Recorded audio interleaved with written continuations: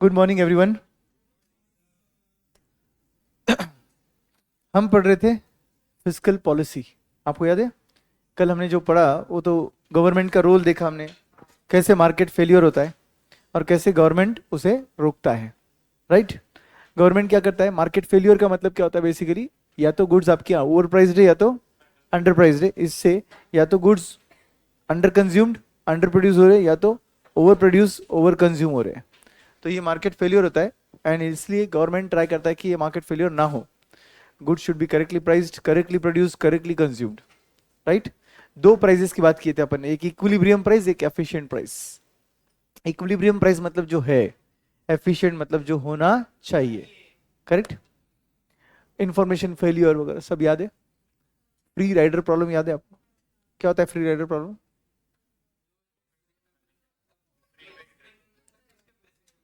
नहीं नहीं, ऐसे नहीं। जो चीज मतलब जो चीज अदरवाइज तुम फ्री में यूज कर सकते हो, मिल नहीं रही है वो, मगर अपने को टेंडेंसी है पॉकेट में यूज करने की, तो उसे क्या बोलते हैं? Free rider problem.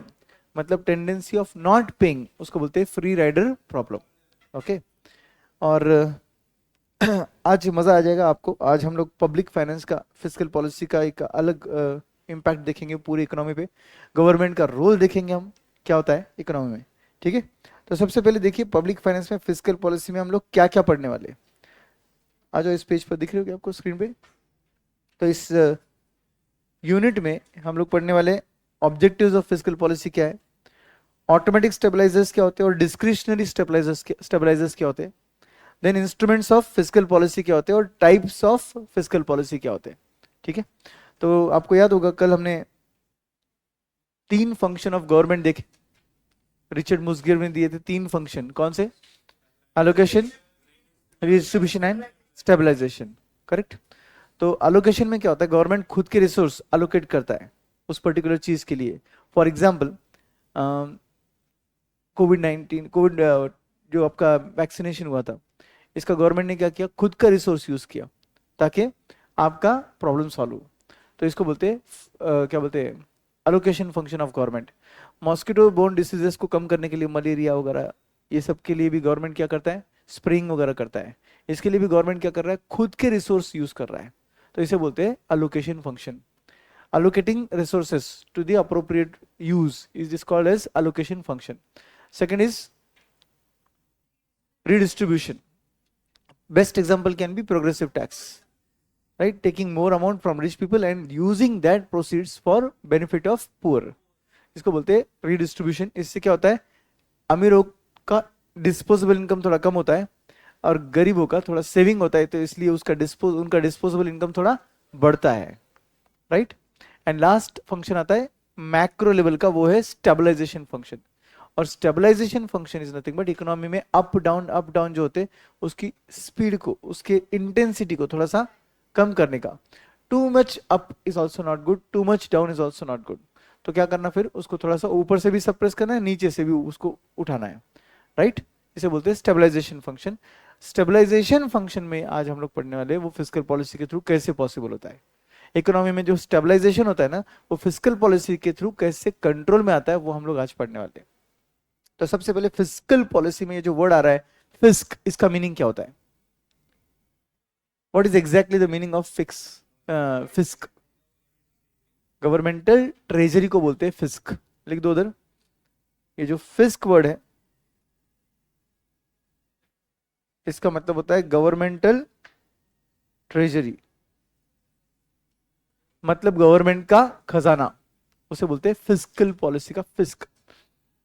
तो अगर आप बोल रहे हो कि फिस्कल पॉलिसी मतलब क्या कर रहे हो आप, गवर्नमेंट की ट्रेजरी रिलेटेड पॉलिसी बना रहे हो, गवर्नमेंट के खजाने को इंपैक्ट होगा उससे, या तो बढ़ेगा या तो कम होगा, उसे बुलाते हैं हम fiscal policy. Fiscal policy involves the use of government spending, taxation, borrowing to influence both the pattern of economic activity and the level of growth in the aggregate demand, output and employment. तो हम क्या करना चाहते हैं, हम government के spending, government के revenue मतलब टैक्सेशन और गवर्नमेंट के बोरिंग, तीन चीजों को यूज करेंगे और उससे हम क्या इंपैक्ट लाना चाहते हैं, इकोनॉमिक एक्टिविटी लेवल पे और आउटपुट लेवल पे हम एग्रीगेट डिमांड को इंपैक्ट करना चाहते हैं, या तो बढ़ाएंगे या तो कम करेंगे। आउटपुट लेवल या तो बढ़ाएंगे या तो कम करेंगे, एम्प्लॉयमेंट लेवल पे भी इंपैक्ट लाएंगे। हम तीन चीजों पर इसका इंपैक्ट लाएंगे यूजिंग थ्री थिंग्स। कौन सी तीन चीज यूज करेंगे? गवर्नमेंट का स्पेंडिंग, गवर्नमेंट का टैक्सेशन और गवर्नमेंट का बोरिंग। इन तीन चीजों का इंपैक्ट कौन सी तीन चीजों पे लाएंगे? Output, employment and aggregate demand. Clear? This is called fiscal policy. It includes any design on the part of government to change the price level, मतलब inflation, composition और timing of government expenditure, कहाँ खर्च हो रहा है और कब खर्च हो रहा है, to alter the burden, किस पर वो burden आ रहा है, structure and frequency of tax payments। आपको पता है टैक्सेशन कब पे होता है? नो। टैक्स कब पे होता है अपना? इनकम टैक्स कब पे होता है?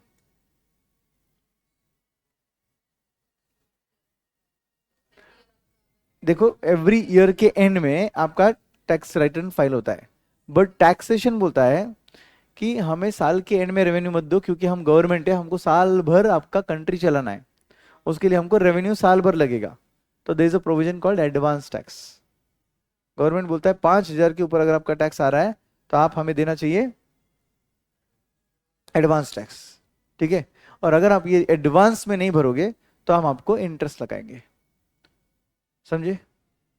चोरी तो चोरी, ऊपर से सीना चोरी, ऐसा हो गया। ये एडवांस में मांग रहे हैं और ऊपर से बोल रहे हैं नहीं दिया तो इंटरेस्ट के साथ देना पड़ेगा। सेक्शन 234 नाम का एक सेक्शन है इनकम टैक्स में, उसमें आप पढ़ोगे एडवांस टैक्स नहीं भरो तो इंटरेस्ट भी उसमें आएगा। 233A B C तीन सेक्शन है जिसमें इंटरेस्ट चार्ज होता है। तो that is the frequency of tax. GST कब भरना होता है? किसी को मंथली भरना होता है, किसी को क्वार्टरली भरना होता है। तो ये फ्रीक्वेंसी से, ये स्ट्रक्चर ऑफ टैक्स होता है। तो ये कौन डिसाइड कर रहा है? गवर्नमेंट, इकोनॉमी को देखते हुए। Can this be altered? Can this be altered? कल जाके गवर्नमेंट बोल सकता है मंथली इनकम टैक्स भरो, एडवांस टैक्स मंथली भरो। अभी तो आप साल में 4 बार भर रहे हो, तो अभी आप क्या करो, 4 नहीं 3 बार भर रहे हो, सितंबर, दिसंबर और मार्च, ऐसा 3 पॉइंट ऑफ टाइम है जहां पे आपको एडवांस टैक्स मांगती है गवर्नमेंट। राइट? अब वो बोलेंगे एवरी मंथ चाहिए हमको, ये भी फर्स्ट नहीं हो रहा है, हमको साल भर गवर्नमेंट को चलाना होता है घर। तो इसका मतलब क्या हुआ? ये स्ट्रक्चर अल्टर हो रहा है, इसका बर्डन भी अल्टर हो सकता है। कल जाके गवर्नमेंट बोल सकती है seller should bear that GST should not be passed on to end consumer, कुछ भी हो सकता है। तो इसको क्या बोलते हैं? ये बर्डन किस पे जाएगा, कब टैक्स भरा जाएगा, ये सब फिस्कल पॉलिसी के थ्रू गवर्नमेंट डिसाइड करता है। और फिस्कल पॉलिसी में मेन गवर्नमेंट तीन चीजों को यूज करता है, एक खुद का स्पेंडिंग, दूसरा खुद का, या ऐसे याद रखो चलो, रेवेन्यू मतलब टैक्सेशन, बोरिंग मतलब वापस से इनफ्लो, एंड लास्ट गवर्नमेंट का एक्सपेंडिचर। तो पहले इनफ्लोज आ गए फिर आउटफ्लो हो गया। कौन से दो इनफ्लोज आए? बोलो अवनी। टैक्स, गवर्नमेंट का बोरिंग, एंड एक्सपेंडिचर जो है वो आउटफ्लो हो गया। करेक्ट? ये तीन चीजें इस्तेमाल करके गवर्नमेंट तीन चीजों पे इंपैक्ट लाना चाहता है, एग्रीगेट डिमांड, आउटपुट, एम्प्लॉयमेंट। और टाइम टू टाइम फिर वो इकोनॉमी में अगर प्राइसेस बढ़ रहे तो उसे कम करो, प्राइसेस अगर बहुत घट रहे तो उसे थोड़ा बढ़ाओ। एक रेंज में प्राइस होना चाहिए। मालूम है आपको इन्फ्लेशन का टारगेट क्या है इंडिया में? What is the target rate of inflation in India? 4% है। टारगेट रेट कितना है? 4% है। बट गवर्नमेंट बोलता है ठीक है, गवर्नमेंट आरबीआई के थ्रू ये कंट्रोल में लाता है और खुद भी कंट्रोल करता है थ्रू फिजिकल पॉलिसी। तो गवर्नमेंट बोलता है कोई बात नहीं, तुम एक काम कर सकते हो, ये जो 4% रेट है इसके अंदर आप एग्जैक्ट 4 पे तो नहीं आ सकते हो क्योंकि मैजिशियन नहीं अपन, बट टॉलरेंस लिमिट हम 2% का रखेंगे। मतलब 6 तक जा सकेगा या तो 2 तक आ सकता है, 2 के नीचे नहीं चाहिए, 6 के ऊपर नहीं चाहिए। तो ये बन गया रेंज। वो ये लोग ऑन पेपर लाने नहीं देते उसको, वो है नहीं है अपने को फील होता है वो, बट ये लोग ऑन नहीं देते। अभी के अगर लेटेस्ट अपन सर्च करेंगे तो इन्फ्लेशन रेट जो है एग्जैक्टली थियोरेटिकल है, प्रैक्टिकल अलग है।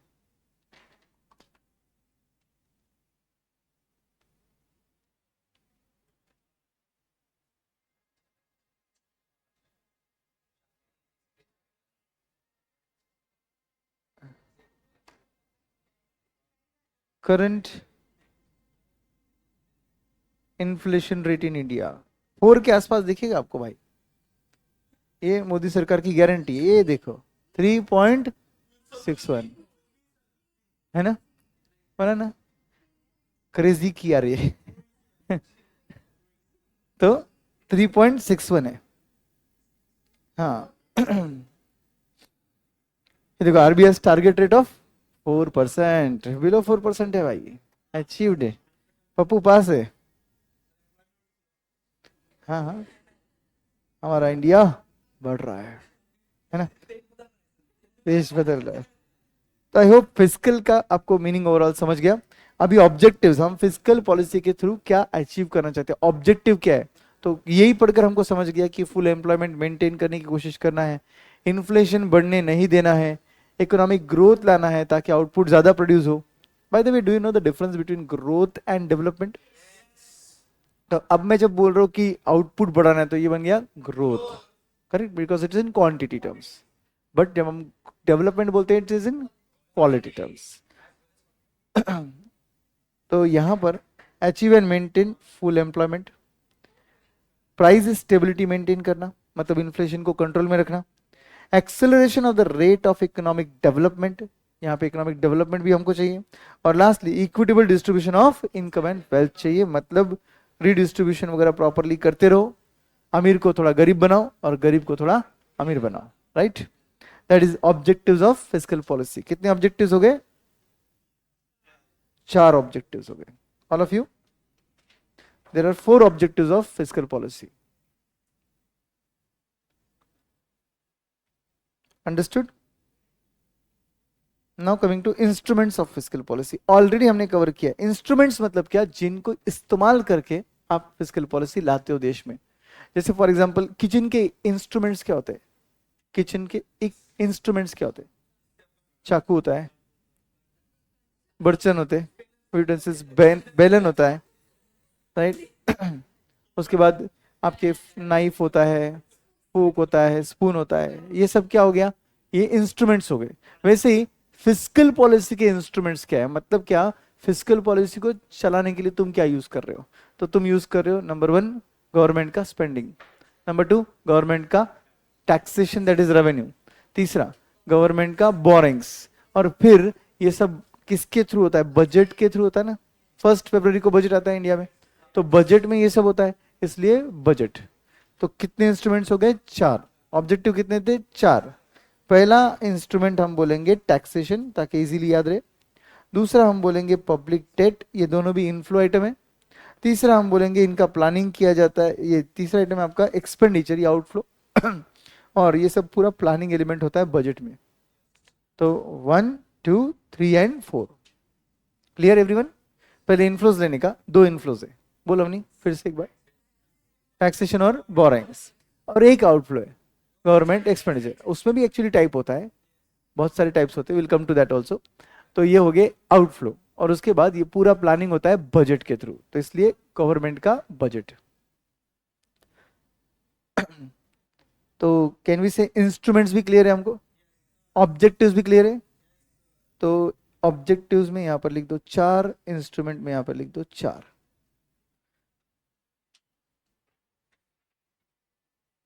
4 हमने कवर कर लिया, बराबर। अब बात करते non discretionary that is automatic stabiliser. Economy को स्टेबलाइज करने के लिए फिस्कल पॉलिसी लाई जाती है। ऑटोमेटिक स्टेबलाइजर या नॉन डिस्क्रिशनरी मतलब क्या? डिस्क्रिशनरी मतलब क्या? खुद के मर्जी से, at my discretion. But non discretionary मतलब मेरी मर्जी से नहीं हो रहा है, तो क्या हो रहा है? ऑटोमेटिक हो रहा है। ध्यान से समझो, बहुत सिंपल पॉइंट बोलता है ये।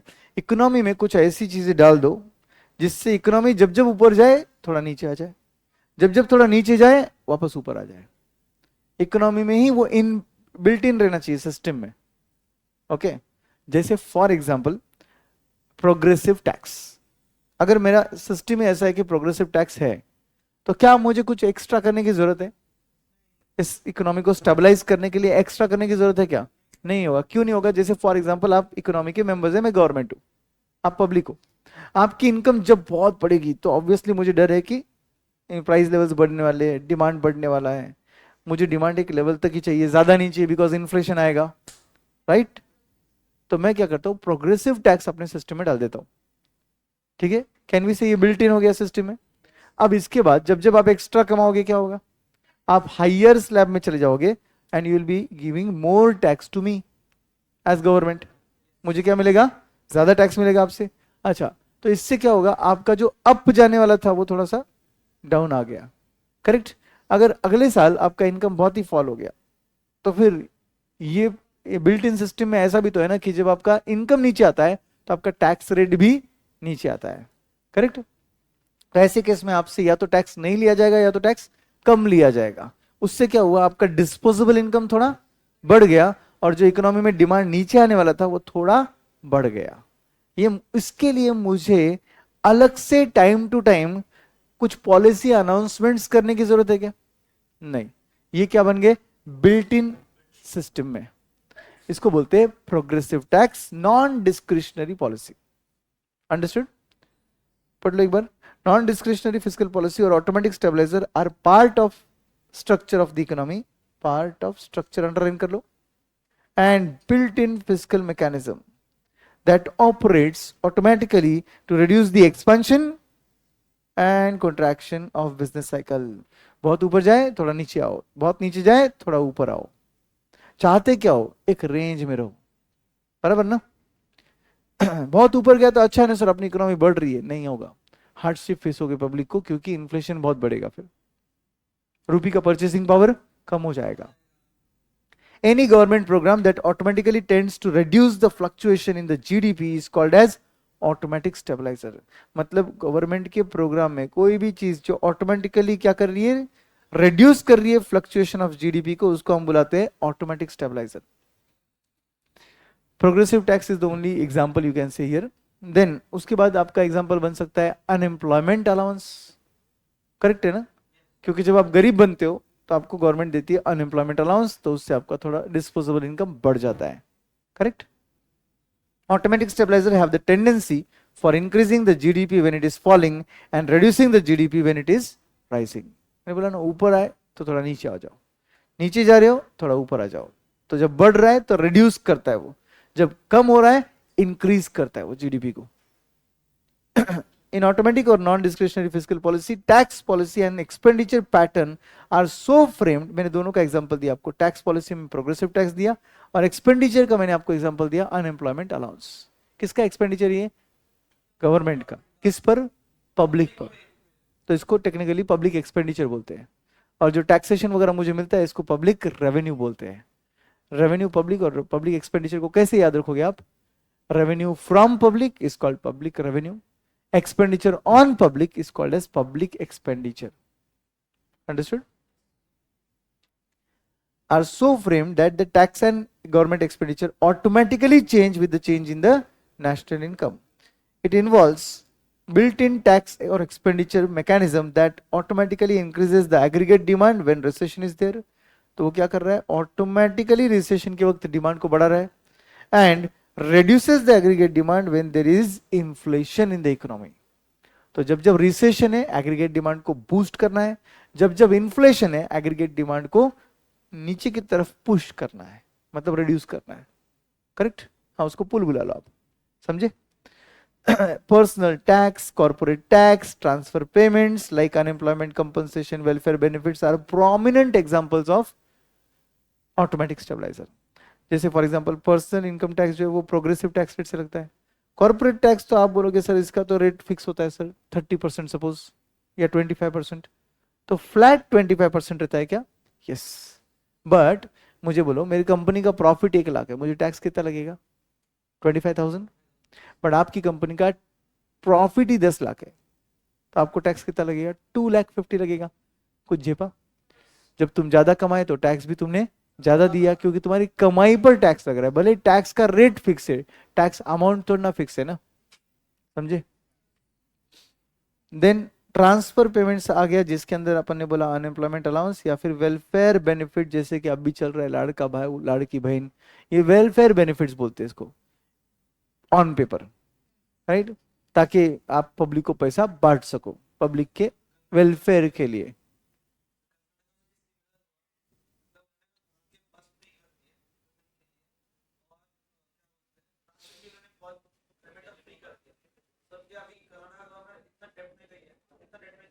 सी obvious, there are 4 states as of now, including our Maharashtra, which is the financial capital of India.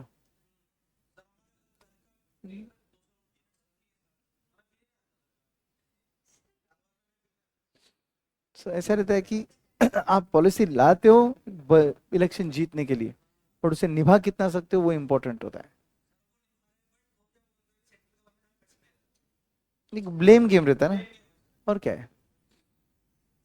तो anyways, not getting into the reality, coming to the practical, sorry theoretical part of it, तो ऐसा government ने करना चाहिए। Okay, अब बात करते हैं डिस्क्रिशनरी पॉलिसी। ये डिस्क्रिशनरी नाम से ही समझ रहे हैं कि गवर्नमेंट इकोनॉमी की हालात को देखकर खुद से पॉलिसी अनाउंस कर रहा है, इनबिल्ट वगैरह में वर्क नहीं कर रहा है। अगर इसके बावजूद भी इकोनॉमी में इन्फ्लेशन बढ़ते जा रहा है या तो रिसेशन आते जा रहा है, तो गवर्नमेंट क्या करता है, time to time policy announce करता है खुद से। इसको बोलते हैं एट गवर्नमेंट्स डिस्क्रिशन है वो, तो इसलिए discretionary policy.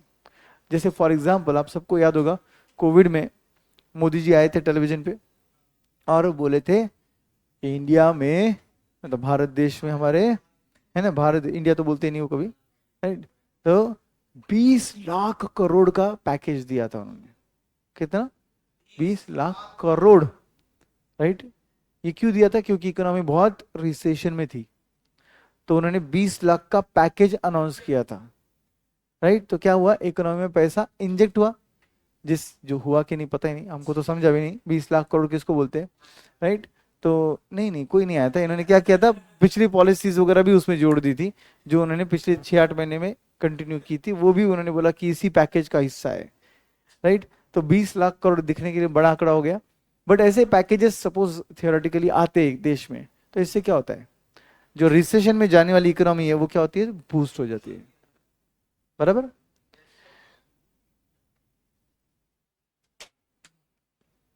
Discretionary fiscal policy refers to deliberate policy actions on the part of government to change the level of expenditure and taxation to influence, again, output, employment and prices. किसको change करना है हमको? Output को, employment को और prices को change करना है। इसलिए गवर्नमेंट डेलिबरेटली कुछ पॉलिसी एक्शंस लाता है, तो इसको बोलते हैं डिस्क्रिशनरी पॉलिसी। तो कितने पॉलिसीज हो गई? 2। कौन सी 2? Non discretionary and discretionary. Non discretionary का दूसरा नाम ऑटोमेटिक। तो कैन वी से ये पार्ट भी हमारा कवर हुआ अभी, जस्ट समझा अच्छे से ये part? Okay. Type of fiscal policy, आपको पता है 2 टाइप के फिस्कल पॉलिसी होते हैं, एक्सपांशनरी एंड कॉन्ट्रैक्शनरी। नाम से समझ रहे हैं, एक्सपांशनरी में इकोनॉमी को एक्सपांड करना है, तो अपोजिट फेज रहेगा तभी तो आपको ये करना है ना। क्या फेज रहेगा? रिसेशन रहेगा, कॉन्ट्रैक्शन रहेगा, तो आप एक्सपांशनरी पॉलिसी लाओगे। एंड अगर आप कॉन्ट्रैक्शनरी पॉलिसी ला रहे हो तो आप मनी सप्लाई को कम करना चाहते हो, क्योंकि इन्फ्लेशन है, मतलब एक्सपांशन चल रहा है, आप उसे थोड़ा सा कम करना चाहते हो, तो आप लाओगे कौन सा पॉलिसी? कॉन्ट्रैक्शनरी पॉलिसी लाओगे। ये देखिए यहाँ पे टाइप्स ऑफ पॉलिसी लिखा है, expansionary, contractionary. Expansionary policy is designed to stimulate the economy during the contractionary phase of business cycle. Stimulate मतलब बूस्ट देना, correct. and is accompanied by increasing the aggregate expenditure and aggregate demand through an increase in all type of government spending and or decrease in tax। अब ध्यान से सुनो, government ना हमारी economy का doctor है। कौन है? डॉक्टर है, बराबर ना।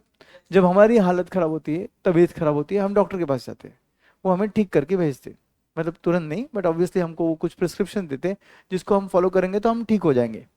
वैसे इकोनॉमी की जब हालत खराब हो जाती है तो हमें जाना पड़ता है 2 में से 1 डॉक्टर के पास। जैसे एलोपैथी ये यहाँ पे होम्योपैथी रहता है, वैसे यहाँ पर भी है गवर्नमेंट एंड आरबीआई, तो हम जाएंगे गवर्नमेंट के पास सपोज, करेक्ट। तो गवर्नमेंट क्या करेगा? हमारी इकोनॉमी का पल्स रेट चेक करेगा कि हमारी हालत कितनी खराब है, राइट। कितना इन्फ्लेशन है, कितना अनएम्प्लॉयमेंट है, कितना ऊपर जा रहा है इकोनॉमी या कितना नीचे आ रहा है, and depending on that government हमको क्या करेगा? डोज देगा। जैसे फॉर एग्जांपल आप डॉक्टर के पास जाते हो, डॉक्टर ऐसा नहीं बोलता ना चलो एक काम करो ये एंटीबायोटिक, देखा भी नहीं आपका पल्स रेट वगैरह कुछ नहीं, बस सुन लिया 1 सेकंड के लिए और बोला चलो एक काम करो ये एंटीबायोटिक का डोज कंप्लीट करो और 2 दिन एडमिट हो जाओ चलो, हाँ सलाइन लगा दो। ऐसा तो नहीं होता ना। आपकी अगर हालत खराब है तो वो बोलता है सलाइन लगाना पड़ेगा, अगर थोड़ी हालत खराब है ज़्यादा नहीं है तो वो बोलता है इंजेक्शन ले लो, और अगर आपको उसको लगता है कि नहीं ये वायरल कुछ ज़्यादा ही ये हो गया तो वो बोलता है एंटीबायोटिक वगैरह ले लो। बराबर है। अगर कुछ नहीं हुआ उसके हिसाब से तो वो बोलता है कुछ नहीं हुआ तेरे को, टाइम पास मत करो, बस अच्छे से पानी वानी पी, डिहाइड्रेटेड है चल जा, है ना। बस ज़्यादा से ज़्यादा वो आपको इलेक्ट्रॉल पाउडर वगैरह कुछ रिकमेंड कर देगा और बोलेगा ज़्यादा टेंशन मत लिया करो, रिलैक्स। कुछ भी नहीं दिया उसने, मेडिसिन ही नहीं दिया, क्योंकि ज़रूरत नहीं थी। बराबर ना। वैसे ही इकोनॉमी को अगर ज़्यादा ज़रूरत नहीं है तो डॉक्टर ने मतलब गवर्नमेंट ने कम डोज देना चाहिए, और अगर ज़रूरत ज़्यादा है तो डोज भी ज़्यादा देना चाहिए। तो यहाँ पर ध्यान से समझो, अगर इकोनॉमी में 2 मिनट के लिए सोचो कि एक्सपांशन चल रहा है, बहुत ज़्यादा ऊपर की तरफ हम जा रहे हैं, हम इकोनॉमी में क्या लाएंगे, कॉन्ट्रैक्शनरी पॉलिसी लाएंगे। कॉन्ट्रैक्शनरी पॉलिसी में हम क्या करेंगे, टैक्सेशन के रेट्स को बढ़ा देंगे या फिर एक्सपेंडिचर गवर्नमेंट का कम कर देंगे, या तो दोनों करेंगे। समझा कुछ। किस पे डिपेंड करता है कि ये करेंगे वो करेंगे या दोनों करेंगे, इकोनॉमी की हालत पे। इकोनॉमी का जितना हालत खराब उतना डोज बढ़ा, इसलिए वहां पर अंडरलाइन किया मैंने दो चीजों को, एंड और। अगर दोनों करना है मतलब इकोनॉमी की हालत बहुत खराब है, एक कर रहे मतलब इकोनॉमी की हालत ओके ओके मैनेजेबल है। Are you clear. Contractionary fiscal policy is designed to restrain the level of economic activity of the economy during which phase? During inflationary phase, by decreasing the aggregate expenditure and aggregate demand also, through decrease in all type of government expenditures and or increase in taxes. देखिए economy में अगर expansionary phase ऊपर वाला है, sorry policy हमने ला ली ऊपर वाली policy में हमने क्या किया, एक्सपांशनरी पॉलिसी में इकोनॉमी को बढ़ाया, कॉन्ट्रैक्शन में जा रहा था इकोनॉमी उसको थोड़ा सा स्टिमुलेट किया। स्टिमुलेट करने के लिए टैक्सेशन क्या करना पड़ेगा, कम करना पड़ेगा, एक्सपेंडिचर ऑफ गवर्नमेंट बढ़ाना पड़ेगा। टैक्सेशन जब गवर्नमेंट कम करती है तो आपके हाथ का डिस्पोजेबल इनकम बढ़ेगा। गवर्नमेंट जब metro projects, public park, public hospitals ऐसे प्रोजेक्ट्स लाती है तो इन सब के लिए गवर्नमेंट कर रही है खर्चा, और यही खर्चा फिर पब्लिक के हाथ में आ रहा है, और इससे पब्लिक का इनकम हो रहा है उससे भी ज्यादा, जितना खर्चा किया था उससे भी ज्यादा पब्लिक का इनकम होगा, और इसीलिए इकोनॉमी ऊपर आएगी। बट इससे ज्यादा क्यों होगा सर, गवर्नमेंट ने सपोज 20 लाख करोड़ खर्च किए कोविड में, तो इनकम 20 लाख करोड़ से बढ़ा क्या, नहीं, मे बी 40 लाख करोड़ से बढ़ा, मे बी। इसको बोलते हैं government multiplier, government expenditure multiplier. याद आया ना मल्टीप्लायर, तो वही सेम चीज, change in income and change in investment. याद आया। So expansionary policy, contractionary policy, all clear. Then coming to two important, very very important concepts, दोनों को स्टार मार्क कर लो, pump priming and compensatory spending. Pump priming and compensatory spending, जानबूझ के वो arrows वैसे दिए, पंप प्राइमिंग में एरो कैसा दिख रहा है आपको, ऊपर की तरफ दिख रहा है, ओके। एंड कंपनसेटरी स्पेंडिंग में एरो कैसा दिख रहा है, नीचे की तरफ दिख रहा है। तो ध्यान से समझो, इनको मीनिंग है इसके पीछे। पंप प्राइमिंग मतलब क्या, pump priming involve a one shot injection of government expenditure into the depressed economy with the aim of boosting the business confidence and encouraging larger private investment. It is temporary fiscal stimulus in order to offset the multiplier process. कुछ जेपा क्या, economy recession riddle हो गई है, economy में recession आ चुका है, सब लोग पेसिमिस्ट हो जाते हैं या ऑप्टिमिस्ट होते, पेसिमिस्ट मतलब नेगेटिव थॉट के हो जाते। तो कोई नए मशीनरी का ऑर्डर वगैरह रहेगा तो गवर्नमेंट वो ऑर्डर क्या कर देते, अपन लोग कैंसिल कर देते। याद है बिजनेस साइकिल पढ़ा था ना अपने इंडिकेटर्स में, यस। तो नए ऑर्डर्स कैंसिल हो जाते हैं, एम्प्लॉयमेंट कम हो जाता है, अनएम्प्लॉयमेंट बढ़ने लग जाता है, ये सब रिसेशन के कैरेक्टरिस्टिक्स है। अगर आपकी इकोनॉमी में, जैसे इंडियन इकोनॉमी में कोविड के वक्त ये आया था रिसेशन, तो उस टाइम पे गवर्नमेंट ने बोला 20 लाख करोड़ का पैकेज। ये क्या था? वन टाइम इंजेक्शन था। इकोनॉमी में एक साथ कितना पैसा आया? 20 लाख करोड़। तो उससे इकोनॉमी बूस्ट हो गई और मे भी इकोनॉमी का इनकम 40 लाख करोड़ से बढ़ गया। और इससे क्या हुआ है, सब जब सबके हाथ में पैसा आ जाता है तो बिजनेस कॉन्फिडेंस अनदर लेवल पे जाता है, डिमांड बढ़ने लग जाता है, तो प्रोडक्शन बढ़ने लग जाता है, तो एम्प्लॉयमेंट भी बढ़ने लग जाता है, नए ऑर्डर मशीनरी के ऑटोमेटिकली आने शुरू हो जाते हैं। इकोनॉमी रिसेशन से बाहर आ जाता है। इकोनॉमी को रिसेशन से बाहर आने के लिए अगर गवर्नमेंट डिप्रेस्ड इकोनॉमी में वन शॉट इंजेक्शन कर रहा है तो उसे बोलते हैं पंप प्राइमिंग। पंप कर रहा है वो इकोनॉमी को बूस्ट करने के लिए। आप समझा उसका एरो ऊपर की तरफ क्यों है? And remember, it's not part part part, it's one time injection, one shot injection होता है। 20 लाख करोड़ बोला तो पूरा 20 लाख करोड़ एक साथ जाना चाहिए इकोनॉमी में। अंडरस्टूड? बट कंपनसेटरी स्पेंडिंग क्या है? Compensatory spending is very simple. Compensatory spending क्या बोलता है कि प्राइवेट इन्वेस्टमेंट इधर होना चाहिए, बट वो इधर है, इस सेक्टर में इन्वेस्टमेंट शॉर्टफॉल हो रहा है। Government will estimate and government will put this extra money ताकि इन्वेस्टमेंट इधर तक पहुंच जाए। तो कैन वी से government is compensating the shortfall in investment and it's not necessary that it should B one time. For example, health care में government को लगता है 20,000 करोड़ इन्वेस्ट होने चाहिए। कितने? 20,000 करोड़। प्राइवेट इन्वेस्टमेंट्स कितने हैं? 16,000 करोड़, 16,000 करोड़। शॉर्टफॉल कितने का है? 4,000 करोड़। गवर्नमेंट बोलेगा we will compensate, we will spend 4,000 crore. पहले गवर्नमेंट ने स्पेंड किया 1,500 करोड़, फिर स्पेंड किया 1,500 करोड़, फिर स्पेंड किया 1,000 करोड़। चलेगा क्या? Yes, yes. One time injection जरूरी नहीं है, कंपनसेट होना चाहिए उतना जरूरी है। पढ़ो एक बार।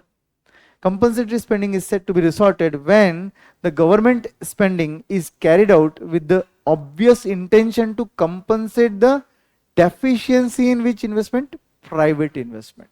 तो गवर्नमेंट एक्सपेंडिचर कर रहा है बिकॉज प्राइवेट इन्वेस्टमेंट्स थोड़े कम गिर रहे हैं।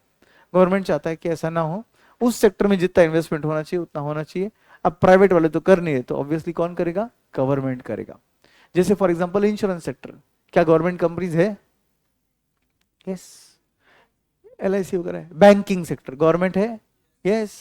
Nationalised banks. तो क्या दिख रहा है आपको?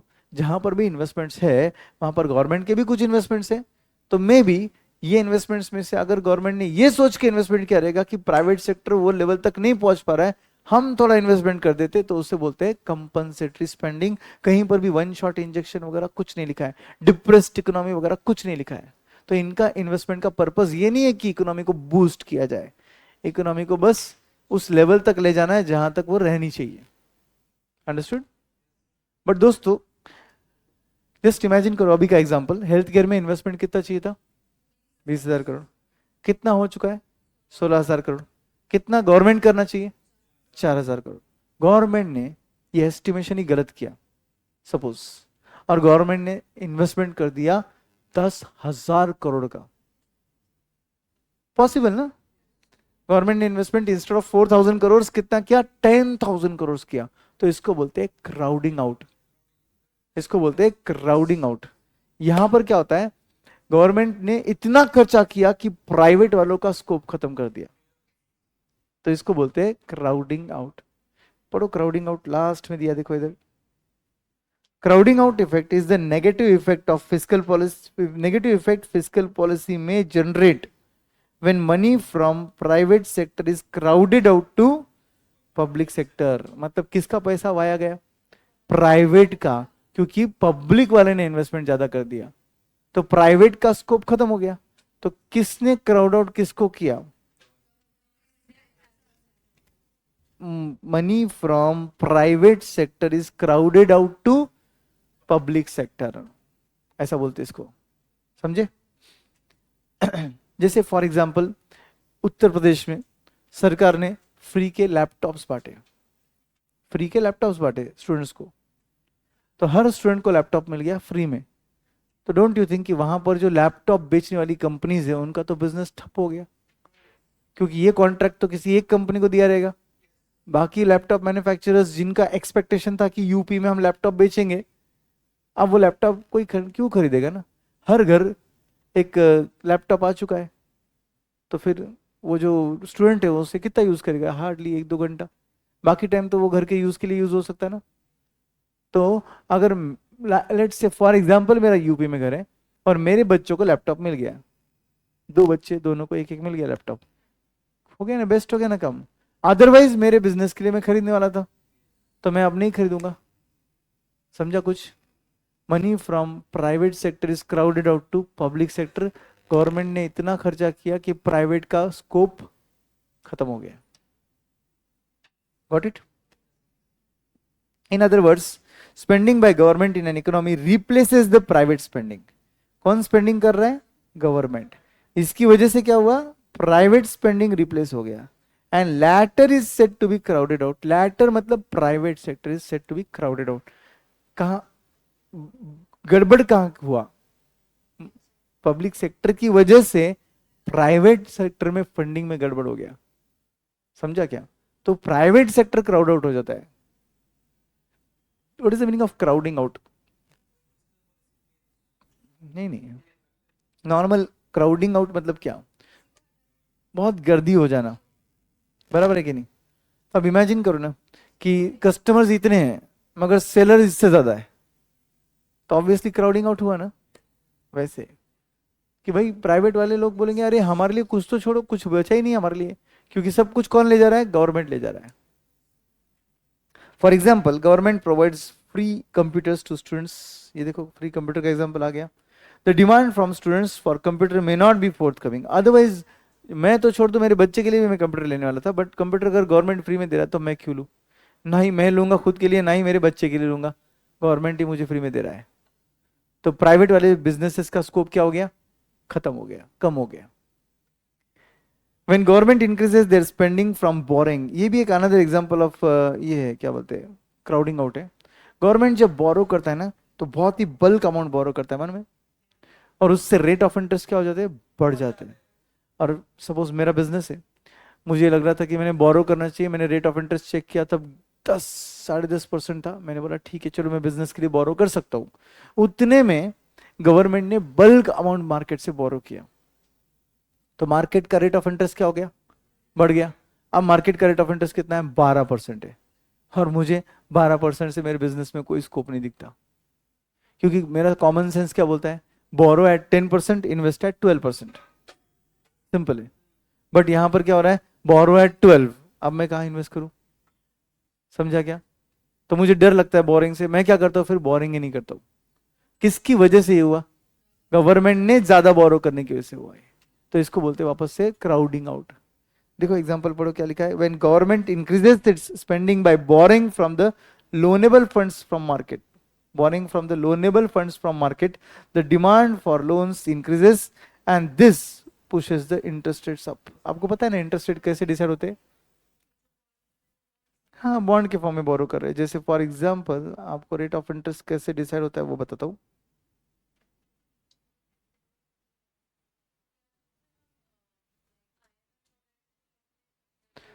अपन लोगों ने सब एवेन्यू ट्राई कर लिया, इंडिया ने इंटरनेशनली वी आर वर्ल्ड के टॉप 5 डेटर कंट्री में से एक है अपन, कम नहीं है। मस्त बोरो किया अपन ने। Demand for money, supply of money, ये रहा रेट ऑफ इंटरेस्ट, मतलब प्राइस ऑफ मनी। प्राइस मतलब क्या? प्राइस ऑफ मनी क्या होता है? Interest rates. तो अभी इंटरेस्ट रेट्स इधर है, गवर्नमेंट ने बोरो कर दिया भर भर के, डिमांड क्या हो जाएगा? राइट में शिफ्ट हो जाएगा। किसका डिमांड की बात करें अपन? Money is demand, quantity of loans बोल सकते हैं आप, राइट। और डिमांड राइट में शिफ्ट होने की वजह से नया इक्विलिब्रियम इधर आ जाएगा E1 पर। पहले ई पे थे हम, अब क्या हुआ? रेट ऑफ इंटरेस्ट आपका पहले सपोज 10% था, अब आपका 12% हो जाएगा। तो इस एग्जाम्पल को हम बोल सकते हैं क्राउडिंग आउट। समझे अच्छे से?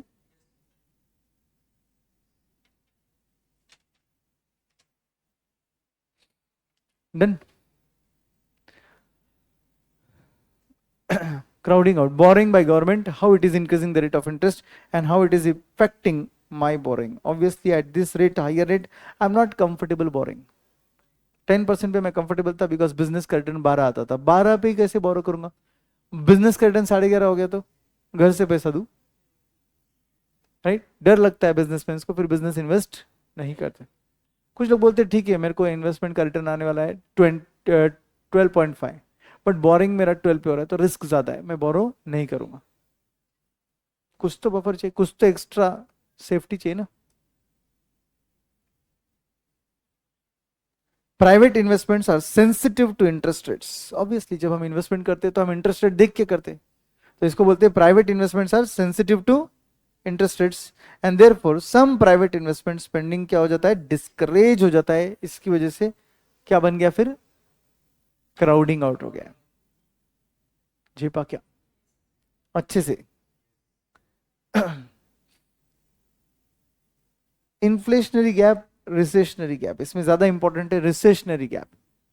इन्फ्लेशनरी गैप तो जस्ट अपोजिट होता है उसका, इसलिए लिखा जाता है। रिसेशनरी गैप क्या होता है? Recessionary gap, also known as contractionary gap, is said to exist if the existing level of aggregate production is less than, इस क्या लिखा है, less than what it would be at full level of employment of resources। समझा क्या? अगर मेरे economy के जितने भी रिसोर्सेस है सब फुल्ली एम्प्लॉयड रहेंगे तो मैं इधर तक पहुंच सकता हूं, इधर तक, और मेरा अभी प्रोडक्शन इधर है, तो ये जो गैप आ रहा है इसको बोलते हैं रिसेशनरी गैप, कॉन्ट्रैक्शनरी गैप। क्योंकि मैं क्या कर रहा हूं, अपना एम्प्लॉयमेंट बढ़ा नहीं रहा हूं। क्यों नहीं बढ़ा रहा हूं? क्योंकि उतना मैं प्रोडक्शन एक्स्ट्रा नहीं कर रहा हूं। क्यों नहीं कर रहा हूं? क्योंकि डिमांड ही कम है। रिसेशन, रिसेशनरी गैप, जैसे अभी चल रहा है एवरीवन।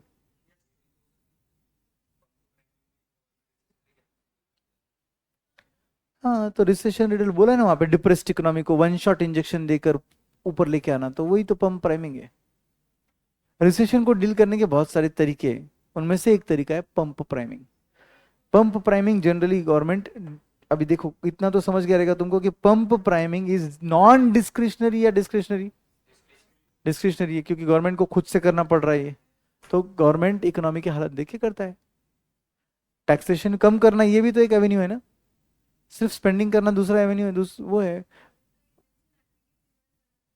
हाँ, आउटपुट लेवल बढ़ाना है, एग्रीगेट डिमांड बढ़ाना है, ताकि इकोनॉमी में फुल एम्प्लॉयमेंट अचीव हो जाए।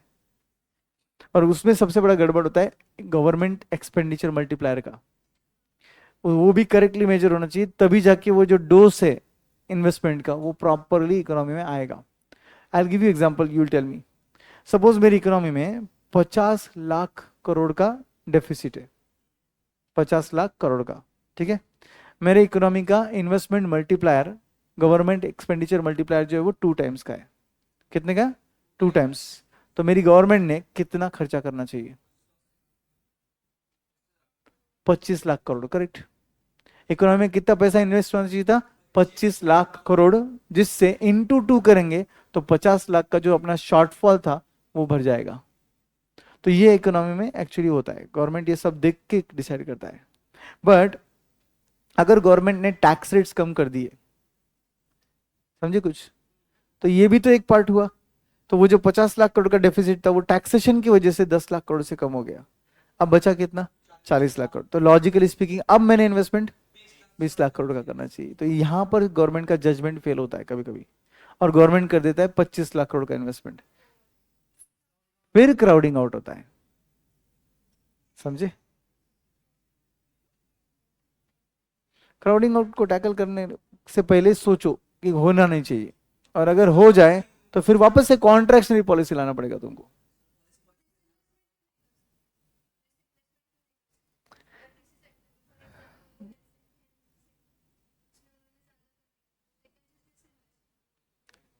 इसी को तो बोलते हैं ना contractionary policy. Disinvestment is what? Reducing your investment, but when you are reducing your investment you are selling your shares to private sector. तो करेक्शन भी हो गया तुम्हारी गलती का, और तुमने तुम्हारा पैसा बाहर भी निकाल लिया। समझे? But it's not like good and it every time changing your policies, उससे इकोनॉमी पे इफेक्ट बहुत ज्यादा होता है। ऐसा हो गया पेशेंट को अपन ने 500 mg का मेडिसिन दिया, फिर उसको रिवर्स किया 100 mg को, मतलब पेशेंट की बॉडी के साथ तो खेल रहे हैं ना फिर, तो फिर अपन ऐसा हो गया फिर।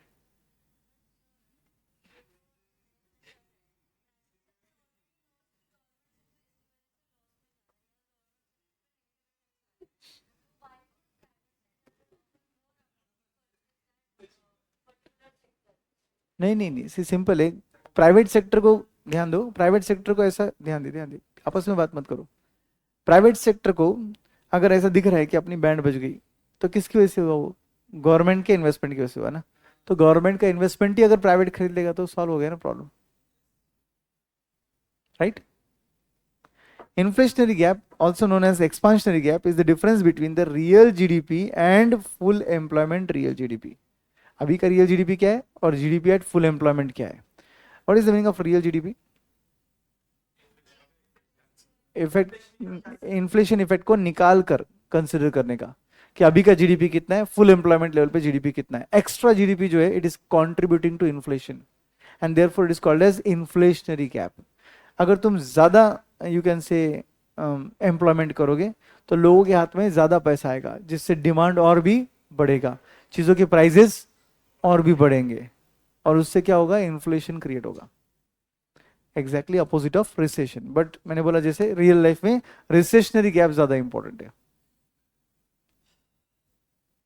अब बात करते हैं, ये ऊपर और नीचे का डायग्राम सेम ही है, तो ये देखिए, ये वाला डायग्राम पे फोकस करते हैं हम लोग, ठीक है?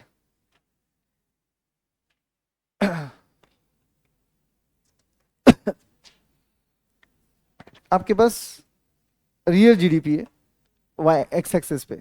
रियल जीडीपी को वाई बुलाया बिकॉज इट्स इनकम, और वाई एक्सिस पे आपके पास प्राइस लेवल्स है, ठीक है? Price levels. Now there are two views about the economy. पहले समझ लो क्या होता है। ये है मेरा लॉन्ग रन एग्रीगेट सप्लाई। अगर ये स्ट्रेट लाइन है, इसका मतलब कैन वी से ये फुल एम्प्लॉयमेंट लेवल है। क्या ये फुल एम्प्लॉयमेंट लेवल है? Straight line, perfectly in elastic supply. Long run में हम सभी रिसोर्सेज को अगर एम्प्लॉय कर देंगे तो हम वहां पर पहुंचेंगे। ओके, अब इसके बाद ये मेरा सपोज एग्रीगेट डिमांड 1 है, और ये मेरा एग्रीगेट सप्लाई कर 1 है। तो अभी मेरा प्राइस P1 पे, एंड मेरा इनकम जो है वो Y1 पे, करेक्ट? तो can we say we are having less than full employment level as of now. अब इकोनॉमी में क्या हो सकता है? कैन वी से ये रिसेशन टाइप है, फुल एम्प्लॉयमेंट से पीछे, मतलब ये रिसेशन टाइप है। अब इसके अंदर दो व्यूज है।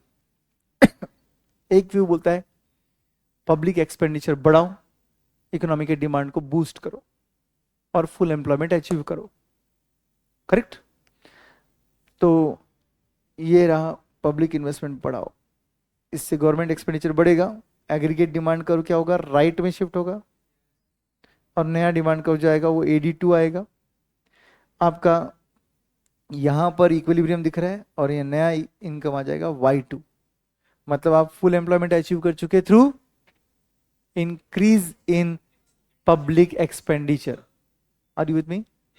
तो ये हो सकता है, ये व्यू नंबर 1 है। व्यू नंबर 2 बोलता है ऐसा नहीं होता। इकोनॉमी में जब रिसेशन होता है, तो सबसे पहले गवर्नमेंट पिक्चर में नहीं आता है। गवर्नमेंट कभी भी पहले पिक्चर में नहीं आता है। फिर क्या होता है? अगर गवर्नमेंट पिक्चर में नहीं आता है तो क्या होगा? सपोज आप सब लोग इकोनॉमी के प्लेयर्स हो, राइट? और रिसेशन चल रहा है, ये कुछ वर्कर्स है मेरे, मेरे पास काम पे थे, मैंने निकाल दिया, 2 लोगों को रखा है अभी तक, 2 लोगों को निकाल दिया। तो अब क्या होगा? क्यों निकाल दिया मैंने? डिमांड ही नहीं है उतना। रिसेशन दिख रहा है, मुझे दिख रहा है डिमांड नहीं है, मैंने निकाल दिया। 2 को ही रखा है अभी तक। सपोज 2 को नहीं निकाला मैंने, 15 को निकाल दिया, 4 को ही रखा, 5 को ही रखा है। तो क्या होगा? ये जो 15 को निकाल दिया, इनका तो बेचारों का हैंड टू माउथ काम रहता है, जिस दिन कमाएंगे उस दिन खाएंगे। रिजर्व्स वगैरह नाम की कोई चीज नहीं है इनके पास। अब मैंने इनको निकाल दिया, ये दूसरी जगह जाएंगे, वहां पर भी काम नहीं मिल रहा है, यहाँ पर भी नहीं मिल रहा है, वो क्या करेंगे? बोलो, उनकी जगह रह के सोचो क्या करोगे आप?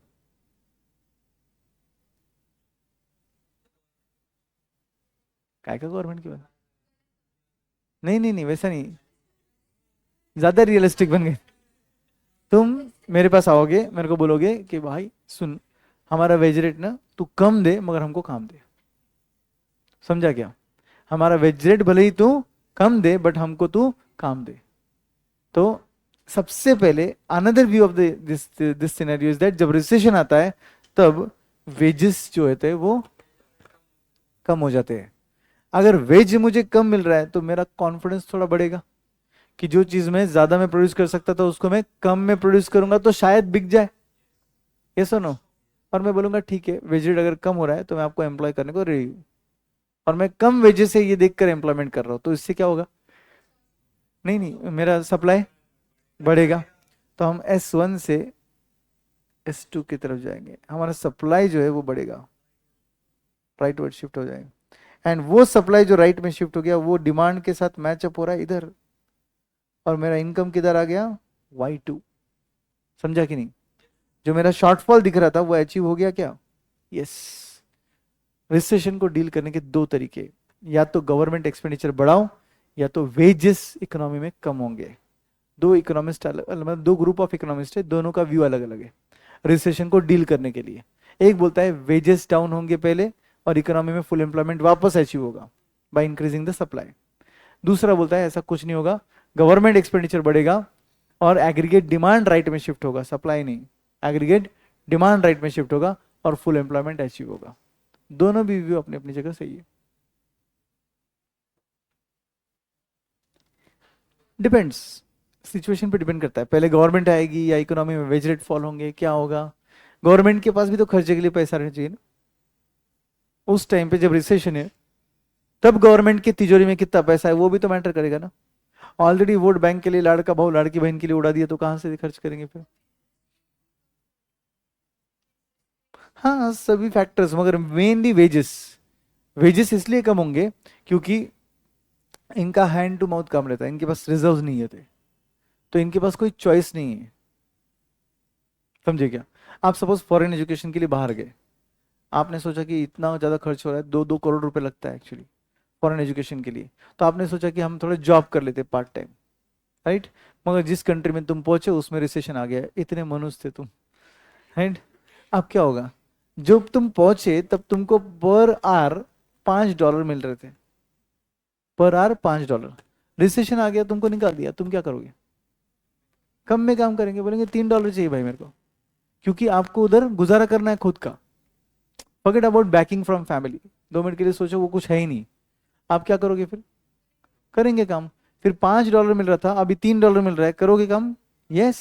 चॉइस ही नहीं है तुम्हारे पास, शाम का खाना नहीं मिलेगा तुमको काम नहीं करोगे तो। कुछ समझा?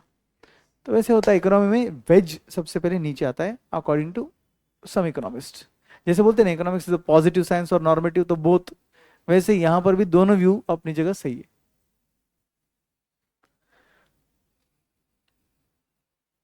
Coming to the last part, limitations of fiscal policy. What is the meaning of limitation? जहां पे फिस्कल पॉलिसी में कुछ फेल्यूर हो रहा है, इकोनॉमी फिस्कल पॉलिसी के थ्रू भी काम नहीं कर पा रहा है बराबर, तो limitations.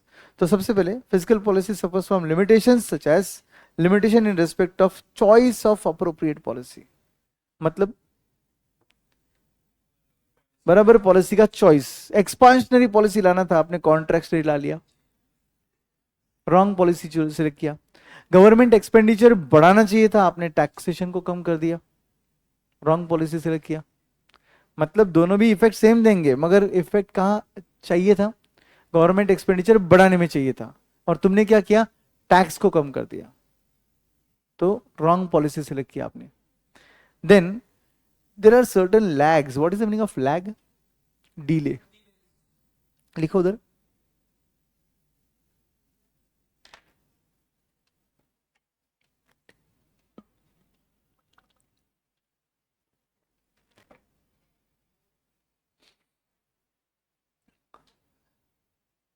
There are certain lags which are called as delays, जैसे कि recognition lag, decision making lag,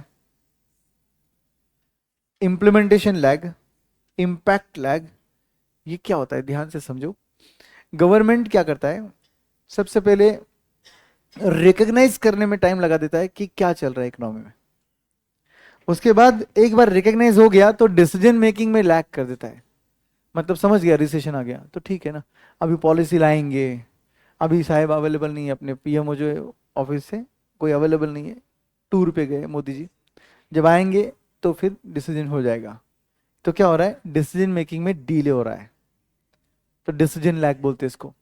फिर इम्प्लीमेंटेशन लैग, डिसाइड हो गया कि क्या करना है बट उसको इम्प्लीमेंट ही नहीं कर रहे, क्योंकि उसकी हायरार्की रहेगी कुछ, साइनिंग ऑफ अप्रूवल्स, ये सब बहुत टाइम लग रहा है उसको, इसको बोलते हैं आपका इम्प्लीमेंटेशन लैग।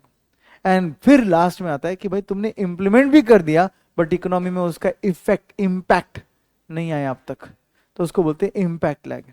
सोचिए अगर रियल लाइफ में ऐसा होते, ऐसे लैग्स क्रिएट होने लग गए आपकी इकोनॉमी में, तो जब आपने एग्जामाइन किया था तब रिसेशन था, ये सब लैग्स के बाद जब इकोनॉमी में वो इम्प्लीमेंट किया और इम्पैक्ट आया, तब तक आपकी इकोनॉमी में रिसेशन से बाहर आ गई थी, आपकी इकोनॉमी इन्फ्लेशनरी सिचुएशन में चली गई थी, और अब तुमने वो पॉलिसी लाया तो क्या हुआ, डबल रेट से इन्फ्लेशन बढ़ जाएगा, आपकी इकोनॉमी खतरनाक पोजीशन में आ जाएगी।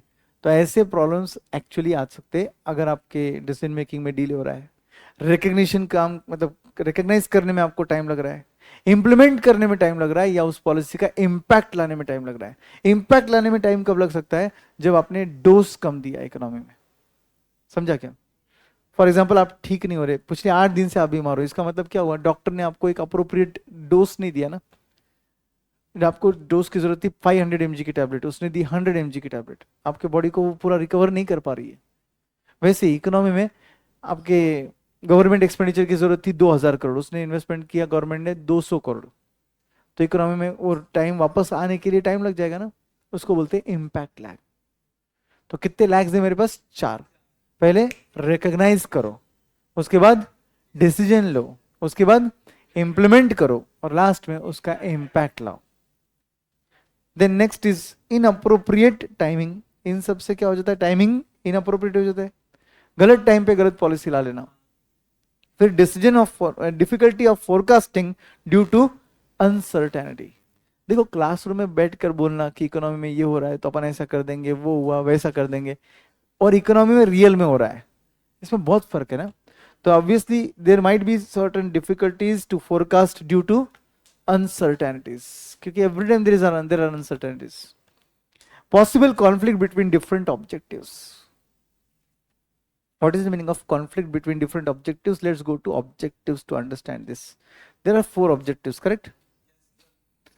एक तरफ आप बोल रहे हो acceleration of economic development, right, और बोल रहे हो फुल एम्प्लॉयमेंट क्रिएट करना है, तो इसके लिए तुम क्या करोगे, बढ़ावा दोगे इन्वेस्टमेंट्स को, और उससे फिर इन्फ्लेशन आएगा ना। और तुम बोल रहे हो दूसरी तरफ तुमको प्राइस का स्टेबिलिटी भी मेंटेन करना है। तो एक ऑब्जेक्टिव कभी कभी दूसरे ऑब्जेक्टिव के साथ क्या होता है, कॉन्फ्लिक्ट में आ जाता है, क्लैश हो जाता है, तो आपको इनको सॉल्व करना आना चाहिए, क्योंकि to achieve one objective another objective fails. आपको क्या करना है, पढ़ाई भी करना, अच्छा स्कोर भी लाना है, स्ट्रीट स्मार्ट भी बनना है, बराबर है कि नहीं। तो आपको कभी कभी ऐसा हो सकता है कि स्ट्रीट स्मार्ट बनने के लिए सोशलाइजिंग करना पड़ेगा, but at the same time उसकी वजह से आपका पढ़ाई का बैकलॉग क्रिएट हो सकता है। आपको क्या करना चाहिए, बैलेंस ऑफ करना चाहिए, वैसे ही। इसलिए मैंने दुखती नस पे हाथ रखा है सर।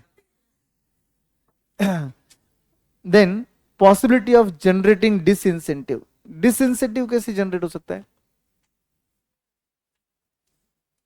डिसइंसेंटिव टू पब्लिक कब होगा, जब जब टैक्सेस बहुत ज्यादा होंगे।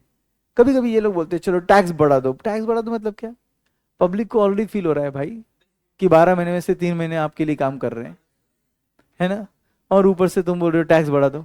तो इससे अच्छा एक काम, बाकी लोग बोलते हैं ठीक है एक काम करते हैं, कमाते ही नहीं है, ना रहेगा बांस ना बजेगी बांसुरी, वैसे है ना, ज्यादा कमाने का ही नहीं है। जब ऐसा बोल दिया, अगर जब ऐसा बोल दिया तो ऑटोमेटिकली डिसइंसेंटिव टू वर्क हो जाएगा। Practically difficulty to reduce the government expenditure. आप बोल रहे हो इकोनॉमी में रिसेशन है, गवर्नमेंट एक्सपेंडिचर कम करो, मुझे बोलो इंडिया जैसी कंट्री जिसमें ऑलरेडी इतना बड़ा पॉपुलेशन है, आप कहाँ कम करोगे गवर्नमेंट एक्सपेंडिचर। आप बोलोगे सर रेल प्रोजेक्ट्स रुका दो, कैसे रुका देंगे, पब्लिक ट्रांसपोर्ट फेल हो जाएगा, नहीं नहीं, वो तो प्रैक्टिकलिटी नहीं, मैं आपको जनरल बोल रहा हूँ। मैं जनरल बोल रहा हूँ आपको, जनरली जो होना चाहिए अपने इंडिया में जो हो रहा है वो नहीं, बट इंडिया जैसी कंट्री में अगर आप बोलोगे कि काम करो सर, मेट्रो प्रोजेक्ट्स मत लाओ, कैसे नहीं लाएंगे? क्राउड देखो, ऑलरेडी ट्रैफिक देखो सब आप, राइट? फिर आप बोलोगे सर एक काम करते, कचरा जो है ना एक हफ्ते बाद उठाते, तो फिर तो जी नहीं पाएंगे अपन। करेक्ट है ना? अगर हेल्थ वर्कर्स 2 दिन भी स्ट्राइक पे जाएंगे तो आप इमेजिन कर सकते हो क्या होगा इंडिया में। हैवॉक, लिटरली सब जगह ऐसा पाइल अप हो जाएगा कचरा पूरा। और अपने एजुकेटेड लोग तो आप जानते ही हो कितने अच्छे से डिस्पोज ऑफ करते कचरे को, है ना? राइट? तो इसलिए तो ये सब reducing reducing the government expenditure is a challenge, specifically जब कंट्री डेवलपिंग कंट्री होती है ना तब ये चैलेंज आता है। Possibility of certain physical measures replacing the private spending, that is called as crowding out. जब आप बोलते हो एक्सपेंडिचर बढ़ा दो तो कभी कभी क्राउड आउट भी हो सकता है। तो ये सब लिमिटेशंस ऑफ फिजिकल पॉलिसी है। तो हम यहाँ पे ये जो लास्ट पार्ट था इसको भी कवर कर चुके हैं। Types of policy, instruments, automatic discretionary stabiliser, objective, सब कुछ कवर हो चुका है, राइट? कुछ पार्ट पेंडिंग नहीं है ना इसमें से अभी?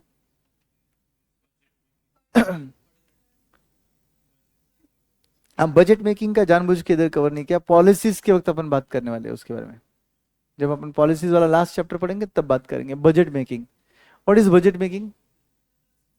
Process of making the budget. जैसे बजट प्रेजेंट होता है 1 फेब को, तो बनता कब है? अगस्त सितंबर से बनता है। तब वो क्या करते हैं?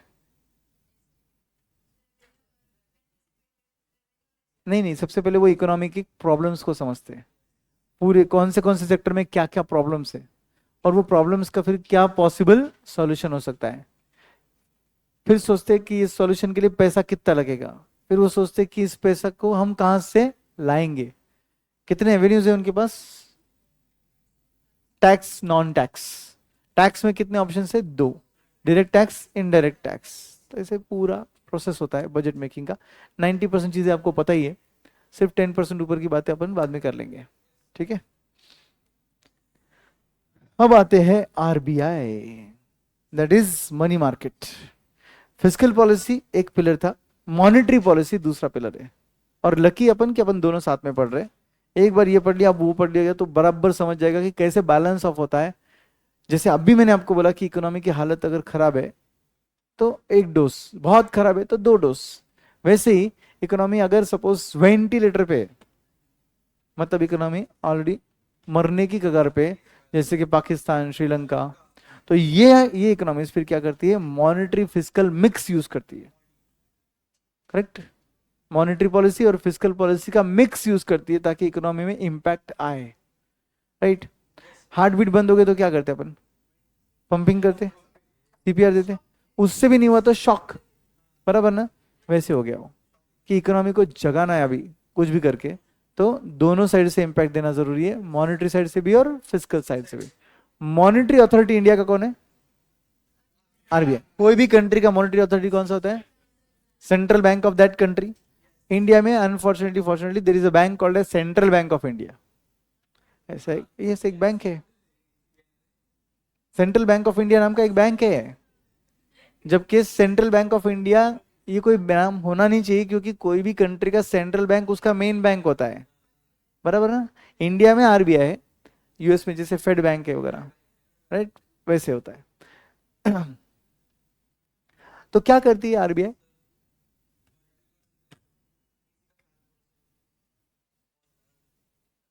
कुछ भी नहीं हो रहा है ऐसे कुछ। जैकेट है तेरे पास? निकाल लो।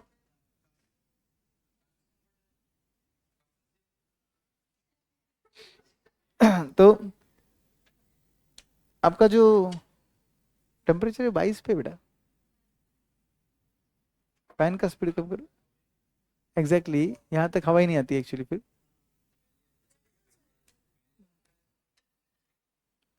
मैंने भी नहीं चेंज किया।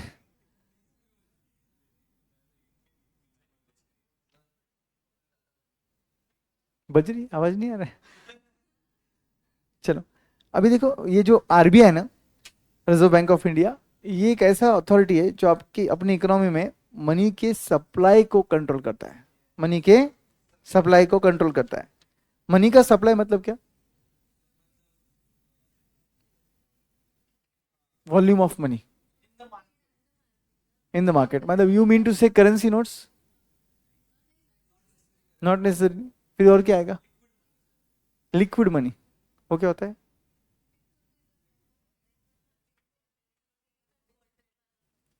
वो लोन फंड्स भी हो सकता है, डिजिटल मनी भी हो सकता है, कैश हो सकता है, करेंसी के कॉइन्स हो सकते हैं, चेक्स हो सकते हैं, right? Okay, what is money? Then will come to this simple concept called as what is money. Madam का बर्थडे है क्या आज? चलने तो फिर कोई प्रॉब्लम। बहुत इंपॉर्टेंट है, अगर तुरंत रिप्लाई नहीं करोगे तो इतना प्रॉब्लम आ जाएगा कि ये लोग इंटर में आपको विश नहीं करेंगे। Happy birthday madam.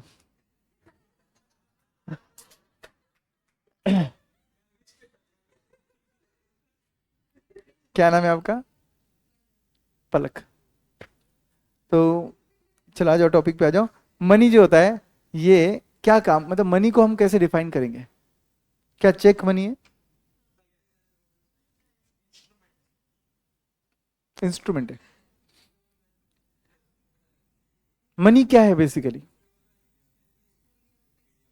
Medium of exchange है, स्टोर ऑफ वैल्यू है,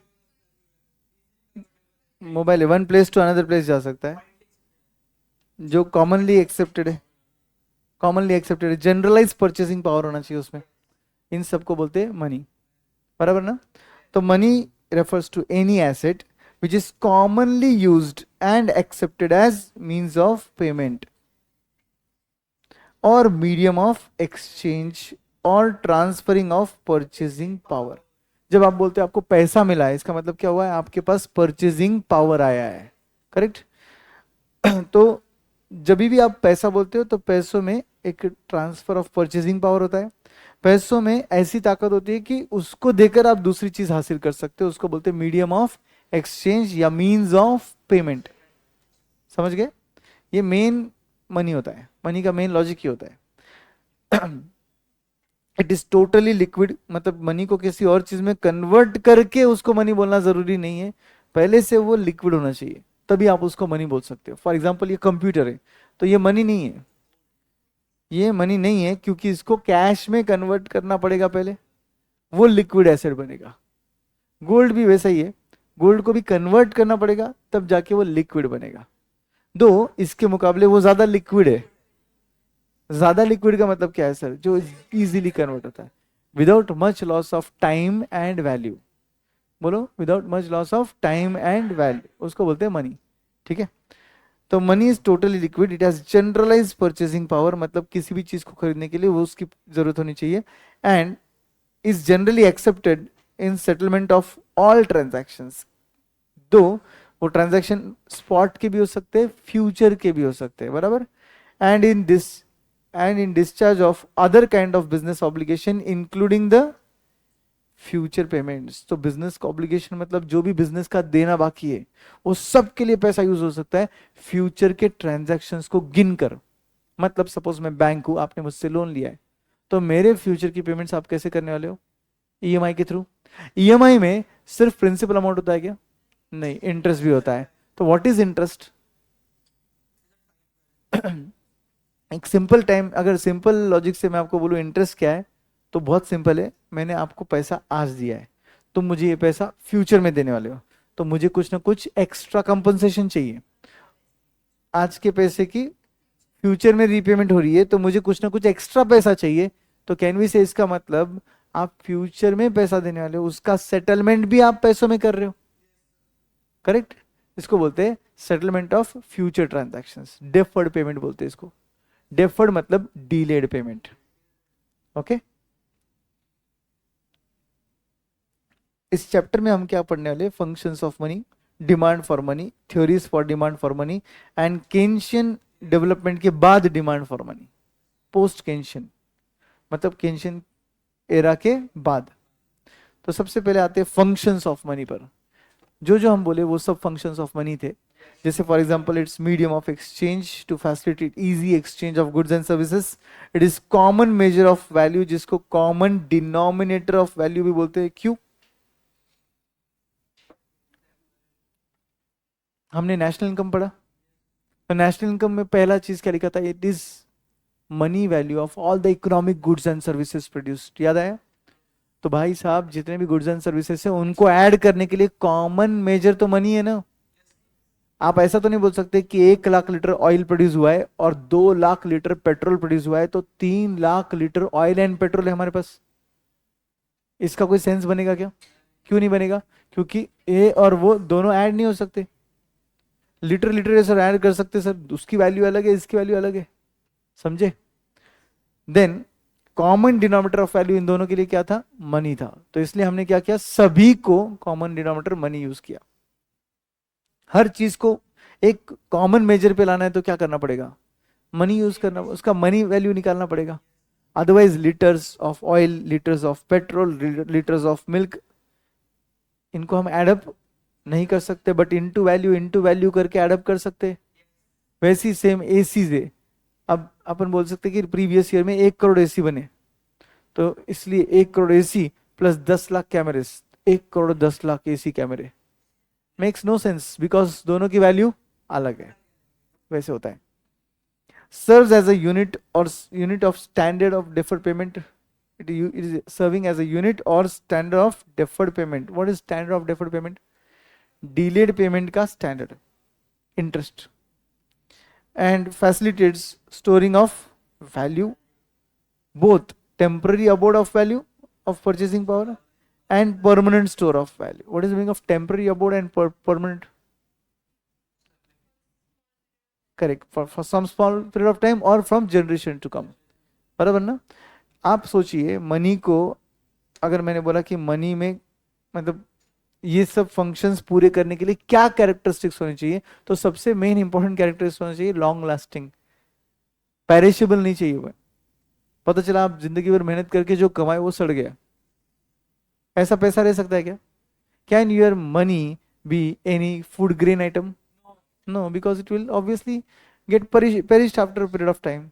So can you call that as money? No. So it should be what? Long lasting. Long lasting. So for that it should be non-perishable. तभी तो जाके वो उसका तो purchasing power है वो सिर्फ टेम्पररी नहीं रहेगा, परमानेंट भी रहेगा। समझा? तो characteristics of money, it should be generally acceptable. सिर्फ कुछ जगह एक्सेप्ट होता है तो मनी है क्या वो? For example bitcoin. अगर एक कंपनी है जैसे कि टेस्ला, उन्होंने बोल दिया था बीच में कि विल एक्सेप्ट बिटकॉइन, तो इसका मतलब क्या हुआ? क्या वो मनी बन गया? नहीं, मनी नहीं हुआ। देन ड्यूरेबल होना चाहिए, लॉन्ग लास्टिंग होना चाहिए, ताकि उसके पास यू कैन से जो आपका स्टोर ऑफ वैल्यू है वो परमानेंट बनेगा। एफर्टलेसली रिकॉग्नाइज होना चाहिए कि वो मनी है। मतलब अगर आपको मनी को रिकॉग्नाइज करने के लिए कुछ टेस्ट कंडक्ट करना पड़ रहा है जिसका रिजल्ट 15 मिनट बाद आएगा, तो ट्रांजैक्शन हो पाएंगे क्या? नहीं। एफर्ट्स लग रहे जानने के लिए कि यही पैसा है क्या सच में, तो ऑब्वियसली हम इसके ट्रांजैक्शंस को यूज नहीं कर सकते। फिर डिफिकल्ट टू काउंटरफीट, मतलब डुप्लीकेट बनाना डिफिकल्ट होना चाहिए, फर्जी बनाना डिफिकल्ट होना चाहिए। बराबर है? Not easily reproduced by people. Relatively scarce होना चाहिए, बट इलास्टिसिटी होनी चाहिए सप्लाई की। मतलब जो आप उसमें यू कैन से रॉ मटेरियल यूज कर रहे हो वो स्केर्स चाहिए, बट फिर भी इतना स्केर नहीं चाहिए कि हमारा प्रोडक्शन ही बंद हो गया। It should be limited in supply but should have elasticity so that we can increase our money also. जैसे पेपर, मेटल का उसके अंदर लगता है, पीसेस लगते हैं ना मेटल के, तो ये सब क्या है? लिमिटेड रिसोर्स है, और इनकी इलास्टिसिटी है या नहीं है? है कि हम फ्यूचर में मनी प्रोड्यूस करना चाहे तो प्रोड्यूस कर पाएंगे, कोई बड़ी बात नहीं है। पोर्टेबल होना चाहिए, इजीली ट्रांसपोर्टेबल चाहिए मनी। मनी कभी ऐसा नहीं चाहिए कि आप उसको ट्रांसपोर्ट नहीं कर पाओ। जैसे फॉर एग्जांपल बड़े बड़े बल्की आइटम्स कभी पैसा नहीं बन सकते। पहले के जमाने में आपको मालूम है बार्टर सिस्टम था, तो बार्टर सिस्टम में एनिमल्स मनी बोल के ट्रीट करते थे, बट फिर बड़े बड़े पॉट्स मनी बोलकर ट्रीट करते थे, बट वो काम में नहीं आते थे क्योंकि कैरी करने में कितना डिफिकल्ट है। बराबर है? And it should possess uniformity, मतलब आपके लिए जो नोट है 50 रुपए का, दूसरे के लिए भी 50 रुपए का नोट वही होना चाहिए, यूनिफॉर्मिटी चाहिए, right. And divisible into smaller parts, ताकि आप उसे यूज कर सको, राइट। कितने भी ट्रांजैक्शन के सेटलमेंट के लिए आप उसे यूज कर सको, वो डिविजिबिलिटी उसमें चाहिए। कैन वी पे 10,12,292 रुपीज? यस, क्योंकि उतना डिविजिबिलिटी है अपने पास, राइट। अगर आपके पास डिविजिबिलिटी इतना नहीं रहता तो आप लास्ट का 92 कैसे पे करते ना? आप बोलोगे राउंड ऑफ 100 कर दो, राइट। वो नहीं चाहिए हमको, डिविजिबिलिटी इन पार्ट्स चाहिए। आपको मालूम है जमाने पहले 4 आने, 8 आने, 16 आने, 1 रुपया ऐसा था, मालूम है? 12 आने, 16 आने मतलब 1 रुपया है। तो ये पैसे मेरे चाइल्डहुड में थे, राइट। और प्राइस ऐसा कोट होता था कि 1 रुपये 25 पैसे, राइट। मैं जब पैदा हुआ था तब 5 पैसे का भी कॉइन था, बट वो यूज में मैंने कभी देखा नहीं, मैंने कभी यूज किया नहीं इतना को, जस्ट मतलब ऐसा हो रहेगा कि जैसे मैं बड़ा हुआ तो 25 पैसे यूज होने चालू हो गए, 10 पैसे, 2 पैसे सिर्फ नाम के लिए रह गए, 5 पैसे। जैसे आपको अभी 50 पैसे का कॉइन हार्डली दिखता है रहेगा, बट अपने मतलब जब तुमने कभी खर्च ही नहीं किया रहेगा उसको, राइट, राइट। क्योंकि ट्रांजैक्शंस क्या होते हैं ना, जैसे टाइम आगे जाता है परचेसिंग पावर ऑफ मनी कम होता है, तो उसका अभी कोई अगर सपोज किसी का प्राइस हुआ 106 रुपये 50 पैसे, तो वो आपसे कितना लेगा? 106 लेगा या तो 107 लेगा।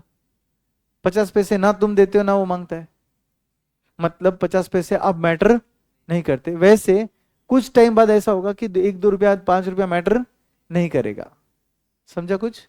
बट डिविजिबिलिटी इन पार्ट्स तो चाहिए कि नहीं चाहिए? Yes. Can bulky animals be divisible into parts? No, obviously नहीं ना। मेरा भैंस का कीमत इतना ज्यादा है, तुमने इतना चीज दिया है, तो मैं आधी भैंस दूं तुमको?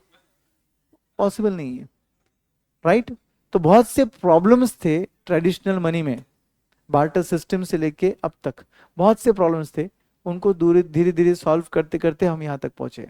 अगर आपको जानना है कि ट्रांजिशन ऑफ मनी कैसे हुआ था, तो छुट्टियों में मेरे यूट्यूब चैनल पे आप बिटकॉइन का लेक्चर देखोगे अगर आप, तो बिटकॉइन के लेक्चर में मैंने बताया व्हाट इज बिटकॉइन, तो उस वक्त मैंने बताया कि मनी का जन्म कैसे हुआ। जैसे कि मुझे यहां पर भी बताना पड़ेगा, क्योंकि यहाँ पे कंसेप्ट आएगा जिसका नाम है फिएट मनी कंसेप्ट। फिएट गाड़ी पता है? तो वही सेम स्पेलिंग है, फिएट। फिएट मनी कंसेप्ट क्या होता है? नो मटेरियल वैल्यू मतलब इंट्रिंसिक वैल्यू। मतलब फॉर एग्जाम्पल 500 की नोट वर्थ 500 है क्या? नहीं। उसको प्रोड्यूस करने के लिए कितना कॉस्ट लगता है? हाँ, एक दो नहीं, 5-6 रुपए लगते हैं शायद।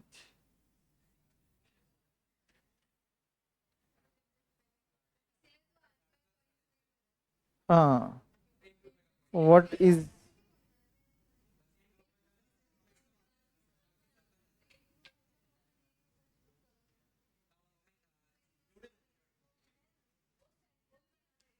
देखो manufacturing of 500 rupees note is approximately cost कितना? 2 रुपीज 94 पैसे, 3 रुपीज पकड़ लो आप। 3 रुपए में बनती है एक नोट। तो 3 रुपया क्या है? उसकी इंट्रिंसिक वैल्यू है। बट 500 रुपया क्या है? उसकी फेस वैल्यू है। फेस वैल्यू किसने डिसाइड किया? गवर्नर। करेक्ट, गवर्नर ने बोला कि ये नोट कितने की? 500 रुपए की। इसीलिए तो बन गया promissory note. I promise to pay the bearer the sum of rupees 500 only, और फिर नीचे गवर्नर का साइन होता है। क्योंकि गवर्नर ने इसको प्रोमिसरी नोट बना के दिया है, इसकी फेस वैल्यू बन गई 500 रुपए, और हम उसे 500 के तौर पे यूज कर रहे हैं, जबकि उसका बनाने का कॉस्ट 3 रुपया है। करेक्ट। कुछ कुछ कॉइन्स ऐसे जिनका इंट्रिंसिक वैल्यू ज्यादा और उनका फेस वैल्यू कम है, इसलिए गवर्नमेंट उनको बनाने के लिए अवॉइड करता है। 1 रुपए के कॉइन में 1 रुपए से ज्यादा मेटल है। यस। तो एक्चुअली अपने कॉइन्स स्क्रैप भी होते एंड यूज होते एज अ रॉ मटेरियल, जहां पे मेटल का इस्तेमाल होता है वहां पे। हाँ, बल्कि थे एकदम।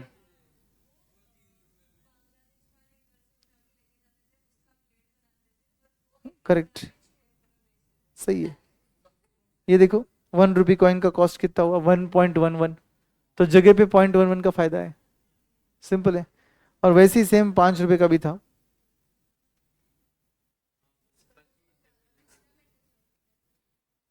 3.69 पे लाया उसको। पहले वाले कॉइन्स ऐसे जाड़े थे तो उसका कॉस्ट ज्यादा था, तो एक्चुअली वो इंडिया के बाहर जाते थे और वहां से सच में वो ब्लेड्स बन के आते थे। ब्लेड अदरवाइज स्टिल परचेस करता था तो उसका कॉस्ट ज्यादा आता था। ₹5 का कॉइन यूज करता था तो कम आता था। तो ऑब्वियसली उन्होंने दिमाग लगाया, उन्होंने वो यूज किया। समझे? गवर्नमेंट ने क्या बोला कि ये इसलिए हो रहा है बिकॉज, नहीं अभी वो कॉइन मिंट नहीं होता है। 5 रुपी का कॉइन मिंट होता है जो ₹3.69 में बन रहा है। अभी पतला कर दिया उसको, राइट? समझ गए? अब बात करते हैं डिमांड फॉर मनी। सप्लाई और डिमांड ये दोनों प्राइस ऑफ मनी डिसाइड करते हैं। Demand for money and supply of money. तो डिमांड साइड हम लोग देख रहे हैं। सबसे पहले demand has an important role in the determination of interest. अभी तो बोला मैंने आपको प्राइस ऑफ मनी डिसाइड होता है। What is price of money? Interest, price and income in an economy. तीन चीजें डिसाइड होती है। कौन सी तीन चीजें? Interest rate, price goods and services का price, and lastly income in the economy. ये तीनों चीजें किससे इन्फ्लुएंस होती है? डिमांड फॉर मनी से इन्फ्लुएंस होती है। तो डिमांड फॉर मनी के कुछ थ्योरीज है दोस्तों। सबसे पहले क्वांटिटी थ्योरी ऑफ मनी पढ़ेंगे। क्वांटिटी थ्योरी ऑफ मनी का नाम है क्लासिकल अप्रोच, पुराना approach. Classical approach, quantity theory of money, QTM बोलते हैं इसको। आ जाओ क्वांटिटी थ्योरी ऑफ मनी पर। दिखा आपको quantity theory of money? Propounded by Irving Fisher of Yale University in his book. कौन सी बुक उन्होंने पब्लिश की? The purchasing power of money. कौन से ईयर में? 1911 ईयर में ये बुक पब्लिश हुई थी। और बाद में later by new classical economics. तो इन ये फर्स्ट टाइम प्रिपॉन्ड किया था उन्होंने, मतलब प्रेजेंट किया था, और उसके बाद न्यू क्लासिकल अप्रोच के थ्रू भी आगे वो बढ़ा। तो क्वांटिटी थ्योरी ऑफ मनी के अंदर दो वर्जन्स है। Both the versions of quantity theory of money demonstrate that there is a strong relationship between money and price level, and the quantity of money is the main determinant of the price level, that is value of money. तो क्या बोल रहा है ये? Quantity theory of money बोल रहा है कि इकोनॉमी में जितना मनी रहेगा वो सबसे मेन डिटर्मिनेंट है। किसके लिए? प्राइसेस डिसाइड करने के लिए, इन्फ्लेशन डिसाइड करने के लिए। तो क्वांटिटी थ्योरी ऑफ मनी का सबसे मेन पार्ट ये है, अंडरलाइन करो। बोथ द वर्जन मतलब क्या? इन्होंने नॉर्मल वर्जन और एक एक्सटेंडेड वर्जन निकाला, हम दोनों पढ़ेंगे। पहले पहले नॉर्मल वर्जन पढ़ लेते। नॉर्मल वर्जन में इन्होंने बोला MV is equal to PT. What is the M? M stands for money in circulation. Okay. Then V stands for the velocity of circulation. Velocity मतलब क्या होता है? Speed. Speed of circulation. Correct?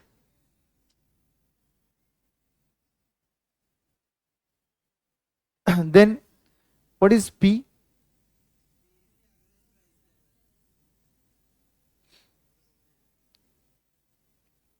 P is the average price level. देखो हर चीज का price same है क्या? नहीं, मगर अपन एवरेज प्राइस तो निकाल सकते। तो वो हो गया P। And T stands for total number of transactions. Total number of transactions. तो 2 मिनट के लिए सोचिए कि MV मतलब कितना मनी और उसका वेलोसिटी क्या। वेलोसिटी सर क्या होता है? वेलोसिटी, वेलोसिटी मतलब जैसे फॉर एग्जांपल एक 100 रुपए का नोट आपके जेब में अभी है, तो शाम तक वो आपके जेब में रहना जरूरी नहीं है। आपने किसी को पे किया, वो आगे किसी को पे करेगा, वो पे करेगा, तो it is changing 7 times the hand. So it is not 100 now, it is 700। क्यों 700 हुआ? क्योंकि 100 रुपए के नोट ने 7 बार ट्रांजेक्शन में काम किया। समझे कि नहीं? तो M stands for money and V stand for its velocity. And वैसी same P stands for the price and T stands for the transaction. So what is price into transaction? Demand for money. इसको क्या बोलते हैं? Demand for money. लिख दो उधर demand. And MV क्या था? सप्लाई ऑफ मनी है। तो एक है डिमांड, एक है supply.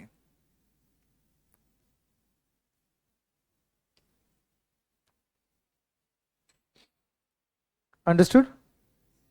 Demand is equal to supply बोल रहा है। क्या बोल रहा है? Demand is equal to supply. Okay.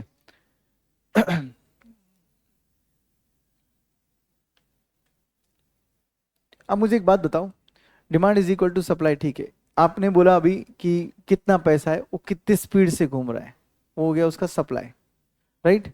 कितना आपने प्राइस की चीजें खरीदी और कितना आपने ट्रांजैक्शन किया उसका, बराबर है, टोटल नंबर ऑफ ट्रांजैक्शन किया। फॉर एग्जांपल आपने दिन भर में 17 ट्रांजैक्शंस किए, right, from 2 rupees, right, from 2 rupees to let's say 200 rupees. तो क्या हुआ? 2 रुपीज से लेकर 200 रुपीज तक के आपने ट्रांजैक्शन किए। तो आपका पर ट्रांजैक्शन एवरेज वैल्यू सपोज 20 रुपये आया, और ये 2 रुपीज से 200 रुपीज तक के ट्रांजैक्शन आपके 10 थे सपोज। तो 20 रुपीज इंटू 10, 200। ये ऐसा जस्ट एग्जाम्पल बना रहा हूं मैं आपको समझाने के लिए कि price into number of transactions gives you total volume of your transaction. समझा कि नहीं? तो 20-20 रुपए के अगर 10 ट्रांजैक्शन हो गए, तो फिर इसका मतलब आपका डिमांड फॉर मनी था 200 रुपया, करेक्ट। और अगर 100 रुपए की नोट 2 बार हाथ चेंज करती है, तो 200 रुपया बन गया आपका supply of money. Supply and demand both should be same, for equilibrium both should be same.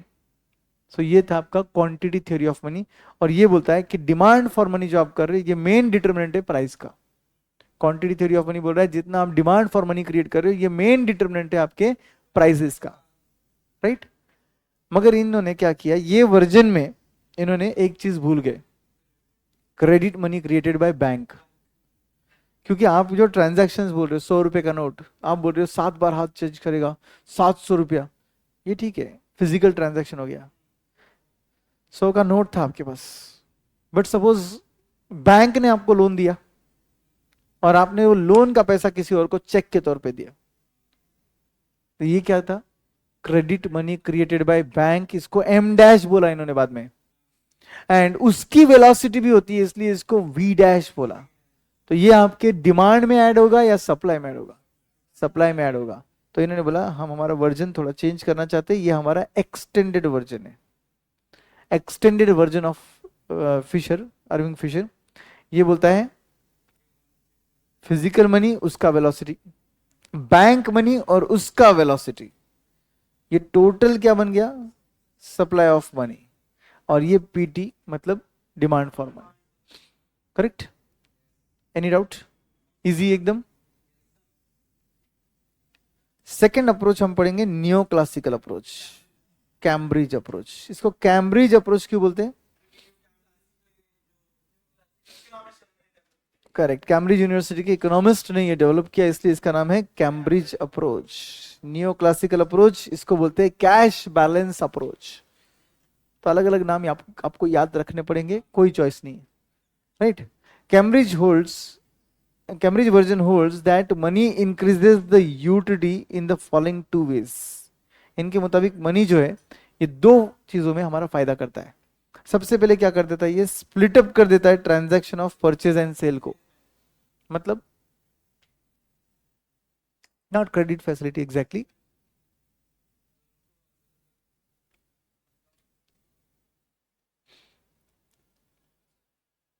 what is exactly the meaning of splitting up of the purchase and sale transaction?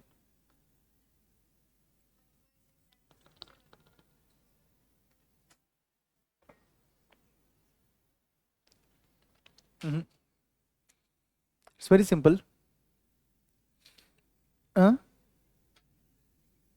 क्या होता था देखो, बार्टर सिस्टम में अगर मेरे को कोई goods आपको देने हैं, तो एट द सेम टाइम आपको भी मुझे कुछ देना है, right. If you are purchasing you are selling also, there cannot be only purchase, there has to be purchase and sale. That was the requirement of barter system. पैसा बीच में आने की वजह से क्या हो गया, ये स्प्लिट हो गया। अब कोई बेच रहा है, मुझसे पैसा ले रहा है, और जब उसको परचेस करना है तब वो पैसा देकर परचेस कर रहा है। तो पैसों की वजह से sale transaction and purchase transaction क्या हो गया, स्प्लिट हो गया। फॉर एग्जाम्पल आप पढ़ने आए, तो मुझे सेल करना है, बट मुझे आपसे कुछ नहीं चाहिए। सपोज आपकी कंप्यूटर की दुकान है पापा की, हमारे पास कंप्यूटर है, तो अब क्या करेंगे, हम तुमको कैसे पढ़ाएंगे? समझा कुछ? बार्टर सिस्टम कैसे होगा? लिमिटेशन ऑफ बार्टर है। बट अगर सपोज तुमने हमको पैसा दिया, हमने तुमको पढ़ा दिया, अब वो पैसों से हम जब फ्यूचर में कंप्यूटर खरीदना चाहे कब खरीद सकते हैं, एंड नॉट ओनली कंप्यूटर, हम कुछ भी खरीद सकते हैं। समझा कि नहीं? तो इसलिए क्या क्या क्या कर रहा है, मनी स्प्लिट अप कर रहा है परचेज एंड सेल ट्रांजैक्शन को to different point of time पर रादर देन साइमल्टेनियस। और मनी क्या कर रहा है, हेज कर रहा है अनसर्टेनिटी को। What is hedge?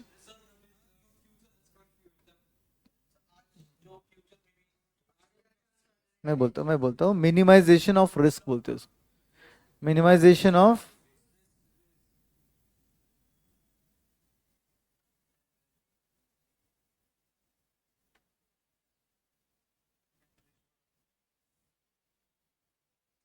Minimisation of risk. What is minimisation of risk? आप रिस्क को कम कर रहे हो, हेज करना उसी को बोलते हैं। फाइनेंस का ये टिपिकल वर्ड है, हेजिंग करना।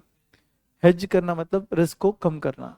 स्टॉप लॉस करते हैं ना अपन शेयर मार्केट में, तो वो भी हेजिंग ही है। समझे? आप कभी कभी बोलते हैं ना कि चलो ये कैब नहीं आई तो हम ये कैब भी बुक कर लेते हैं, ये भी एक हेजिंग ही है, और क्या है। आपको अर्जेंटली कहीं जाना है, आप 2 कैब बुक करते हो क्योंकि आपको बहुत अर्जेंटली पहुंचना है। जैसे मुझे याद है मुंबई में मुझे फ्लाइट कैच करना था, आ ही नहीं रहा था कैब वाला जल्दी, मैंने 3 कैब बुक किए फिर, और हाइट ऑफ इट मैं फिर भी लेट पहुंचा वहां पर। क्या करना है, मुंबई है वो, राइट। उसने तो बोला हम नहीं ले सकते आपको, मेरा फ्लाइट था अभी, क्या करूं? मैंने बोला मेरे पास एक ही चेक इन बैग है, डायरेक्टली मैं हैंड बैग बोलकर ले जा सकता हूँ, चेक इन नहीं करता हूँ। तो बोले सर आप पहुंच नहीं पाओगे, राइट। तो फिर मैंने बोला कि मैं पहुंच जाऊंगा। तो उन्होंने बोला ठीक है, फिर आप चांस ले सकते हो, आप खुद जाइए वहां तक, अगर गेट तक आप टाइम पे पहुंच गए तो चले जाओ, राइट। एग्जैक्टली 1 घंटा था फ्लाइट को, कैसे नहीं पहुंचूंगा मैं, ऑब्वियसली पहुंचने वाला हूँ। 20 मिनट में पहुंच गया था मैं उधर, 1 घंटा था। वो उनका रूल रहता है, 1 घंटे के अंदर वो बंद कर देते हैं ना, तो मेरा 55 मिनट्स बचा था। और काफी बार लोग बहुत टाइम पास करते हैं ना, एक बार उनको ले लिया अंदर, तो फिर वो टाइम पास करते करते वो, हाँ धीरे धीरे जाते, पहुंचते नहीं है। 20 मिनट तो मैं पहुंच गया था उधर। सो हेज समझा क्या? अलग अलग जगह आपको क्या कहते हैं, बैकअप प्लान भी रेडी कर देते हो, आप मिनिमाइजेशन ऑफ रिस्क कर देते हो। तो ट्रांजैक्शंस में भी ऐसी होता है, मनी आपका क्या हेज कर रहा है।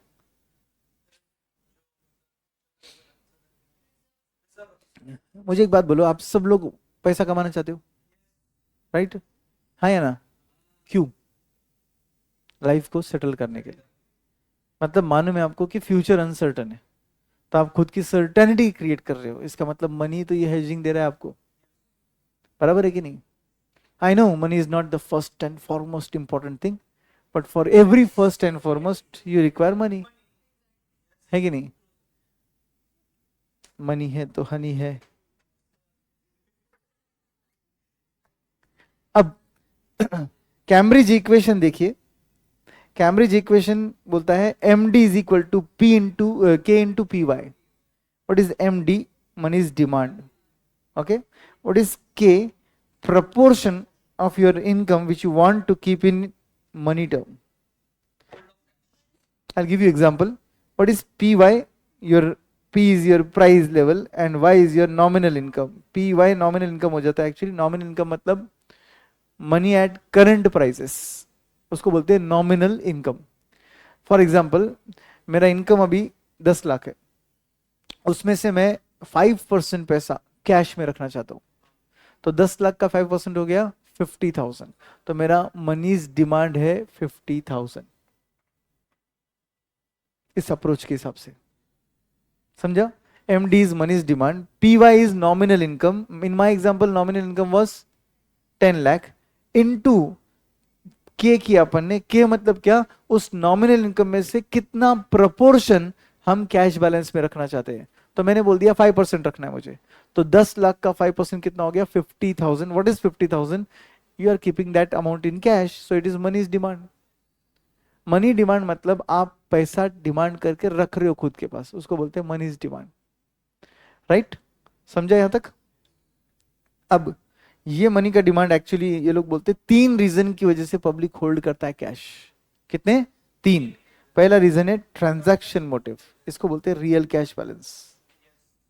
ऑब्लिक करके लिखो.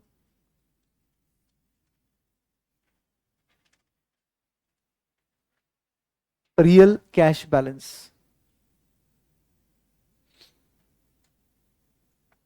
सेकंड आता है प्रिकॉशनरी मोटिव, और थर्ड आता है स्पेकुलेटिव मोटिव. क्या होता है transaction motive, precautionary motive, speculative motive? आपको मैं आपके एग्जांपल देकर ये दोनों तो समझा ही सकता हूं इजीली. राइट? सबसे पहला मुझे एक बात बताऊं, अगर आप एवरीडे इधर क्लास आते हो तो आपके घर वालों को पता है कि आप बस से आ रहे हो. राइट? बस का फेयर पता है, आपके चाय पीने का, चाय पानी का, नाश्ते का खर्चा पता है. राइट? सपोज आप चाय नाश्ते के ऊपर 50 रुपए खर्च करते हो और बस के ऊपर आप 20 रुपए खर्च करते हो. 10 में बस है ना, तो इसलिए 20 रुपए आपका बस पे खर्च होता है और 50 रुपए आपका नाश्ते में. तो क्या घर वाले आपको एग्जैक्ट 70 देते? थोड़े एक्स्ट्रा देते, 100 रुपए देते, बराबर है. बट इन सब के अलावा भी एक 500 का नोट कहीं तो फोल्ड करके रखते आप. घर वाले बोलते भी कि इसको खर्च नहीं करने का, है ना, इसको खर्च नहीं करने का, ये वैसे ही रहना चाहिए. क्या है ये वो 500 रुपए? प्रिकॉशनरी मोटिव है कि अगर आप कहीं फंस गए, कहीं अटक गए, आपको वहां पर पैसों की जरूरत है, तो ये 500 रुपए याद रहेंगे आपको. हर किसी के वैलेट में रहते हो. राइट? किसी के 500 रहते, किसी के 2,000 रहते, डिपेंड्स. राइट? तो आपने सबसे पहले ट्रांजैक्शन के लिए 70 रुपीज रखे और ऊपर का पैसा आपने रखा प्रिकॉशन के लिए. समझे? स्पेकुलेटिव क्या होता है? अभी स्पेकुलेटिव मोटिव मतलब क्या होता है कि आपको लगता है कि कोई चीज आज सस्ती मिल रही है, फ्यूचर में महंगी हो जाएगी, तो आप आज बाय कर लेते हो ताकि आप उसे फ्यूचर में ज्यादा दाम में बेचो. वो चीज ध्यान दे भाई, मौके मिल रहे हैं आपको खरीदने के कम दाम में और ज्यादा दाम में बेचने के मौके मिल रहे हैं. राइट? तो इसको बोलते हैं स्पेक्युलेटिव. ध्यान से समझो, स्पेक्युलेटिव मतलब सेम मार्केट में आप कम दाम में खरीद कर ज्यादा दाम में बेचते हो. राइट? शेयर मार्केट में हम शेयर्स क्यों खरीदते हैं? आज कम में खरीदेंगे, फ्यूचर में ज्यादा दाम में बेचेंगे. हमको थोड़ा ना रिलायंस इंडस्ट्री में शौक है कुछ जैसे ओनर बनने का. हमको क्या करना है, रिलायंस इंडस्ट्री का बिजनेस क्या चल रहा है, हम तो बस शेयर को कम दाम में खरीद कर ज्यादा दाम में बेचना चाहते हैं और प्रॉफिट कमाना चाहते हैं. That is called speculative gain. Right? Speculative gain बोलते हैं उसको. तो 3 मोटिव है जिसकी वजह से पैसा आप डिमांड करते हो, मतलब पैसा आप पैसों के फॉर्म में रखना चाहते हो. नंबर 1 डे टू डे खर्चों के लिए, जिसको बोलते हैं, बोलो, ट्रांजैक्शन मोटिव. दूसरा, आपको बस अनसर्टेनिटी के लिए रखना है, प्रिकॉशनरी मोटिव. ये अनसर्टेनिटी के लिए आप पैसा कितना रखोगे वो बहुत बहुत से फैक्टर्स पे डिपेंड करता है. नंबर 1 आपका इनकम कितना है. नंबर 2 आप पॉजिटिव हो या नेगेटिव अप्रोच में चलते हो. अगर आप पॉजिटिव अप्रोच में चलोगे तो आपका ये speculative motive, sorry, precautionary money जो है वो कम रहेगा. मगर आप हर बार नेगेटिव सोचते हो तो आपका प्रिकॉशनरी मोटिव के लिए पैसा ज्यादा रहेगा. एंड तीसरा, स्पेकुलेटिव मोटिव. अच्छा, ये प्रिकॉशनरी मोटिव के रीजंस मैं आपको बता रहा था. तो सबसे पहला मैंने बोला आपको आपका इनकम. दूसरा मैंने आपको बोला आपका अप्रोच पॉजिटिव है या नेगेटिव है. और तीसरा आपका फार साइटेडनेस, दूर की सोच. अगर आप नजदीक का सोचते हो, दूर का नहीं सोचते हो, तो आपका प्रिकॉशनरी मनी कम रखोगे आप. अगर आप दूर की सोचने वाले हो तो ऑब्वियसली आप प्रिकॉशनरी मनी ज्यादा रखो. Common sense. Okay. Transaction motive for holding the cash relates to the need for cash for current transaction for personal and business exchange. तो करंट ट्रांजैक्शन आपके पर्सनल भी हो सकते हैं, आपके बिजनेस भी हो सकते हैं. इसको बोलते हैं LR is equal to K into I. LR is nothing but transaction demand for money. Transaction demand मतलब ट्रांजैक्शन पर्पस के लिए आप कितना कैश रखना चाहते हो, उसको बोलते हैं LR. Okay, and K into Y. What is Y? Y is your earning and K क्या है? K is the ratio of earning which is kept for transaction purpose. For example, मेरा इनकम 10 लाख, ट्रांजैक्शन के लिए मेरे को 1% रखना है, तो मतलब मैं 10,000 रुपए किसके लिए रखूंगा? ट्रांजैक्शन. एग्जाम्पल था, समझा?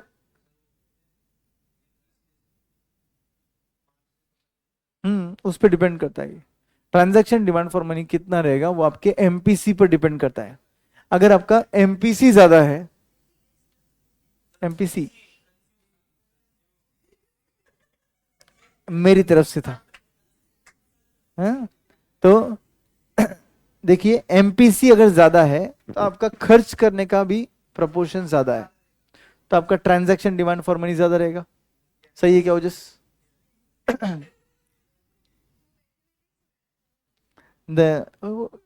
एक अलग आध्यात्मिक मोड में चला जाता है. कोई बात नहीं ओजस, सब सही है. The aggregate transaction demand for money is the function of national income. यहाँ पे वर्ड लिखा है एग्रीगेट. एग्रीगेट मतलब सबका transaction demand for money depend करता है अपने सबका इनकम कितना है, मतलब नेशनल इनकम कितना है. ओके, ट्रांजैक्शन डिमांड को क्या बोलते हैं? ट्रांजैक्शन मोटिव को क्या बोलते हैं? रियल कैश बैलेंस बोलते हैं. बराबर है. अब आते हैं precautionary motive. Precautionary motive, as I told you, is for unforeseen and unpredictable contingencies involving money payment and depends on the size of income, underline karo, prevailing economic and political conditions and personal characteristics of individuals such as optimist है या pessimist है, far sightedness है या नहीं है. ये क्या लिखा है sir? Economic and political conditions. इस पर भी मेरा प्रिकॉशनरी मनी डिपेंड करता है कि मैं कितना रख रहा हूं. फॉर एग्जांपल, मेरा बिजनेस और मुझे दिख रहा है कि इकोनॉमिक कंडीशंस अनसर्टेन है, तो मैं प्रिकॉशनरी मनी क्या रखूंगा? ज्यादा रखूंगा. करेक्ट. पॉलिटिकल सिचुएशंस खराब दिख रहे, प्रिकॉशनरी मनी में ज्यादा रखूंगा, क्योंकि इकोनॉमी में कोई भी पॉलिसी आ सकती, कुछ भी हो सकता है.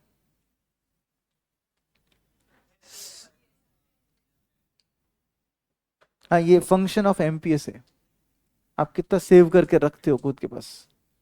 Speculative motive. स्पेकुलेटिव मोटिव मतलब क्या?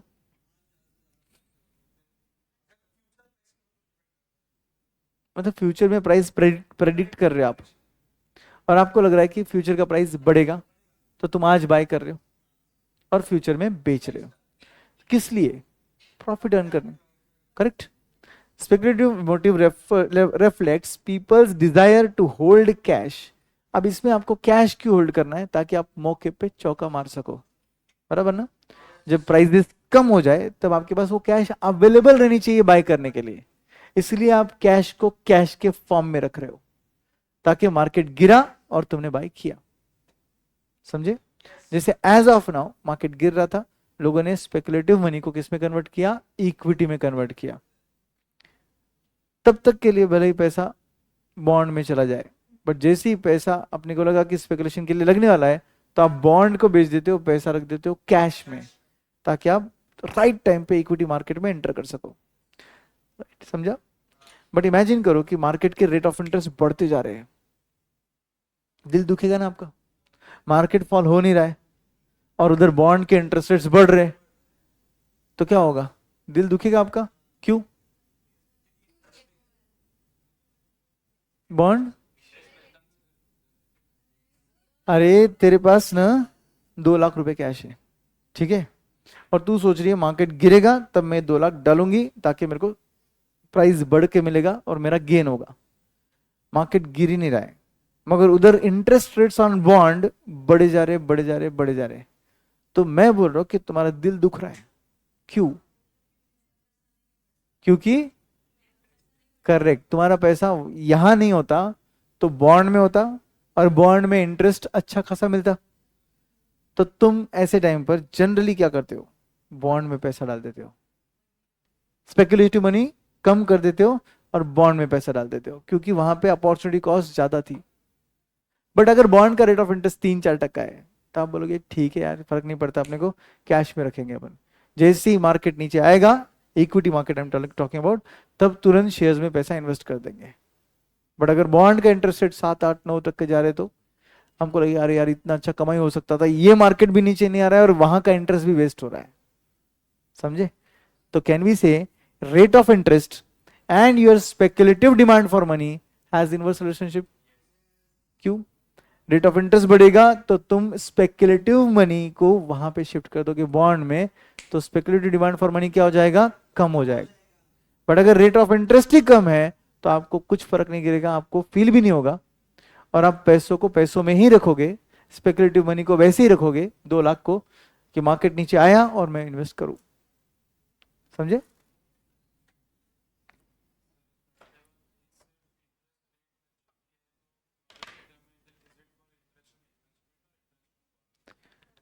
जनरली बॉन्ड इंटरेस्ट रेट माना जाता है,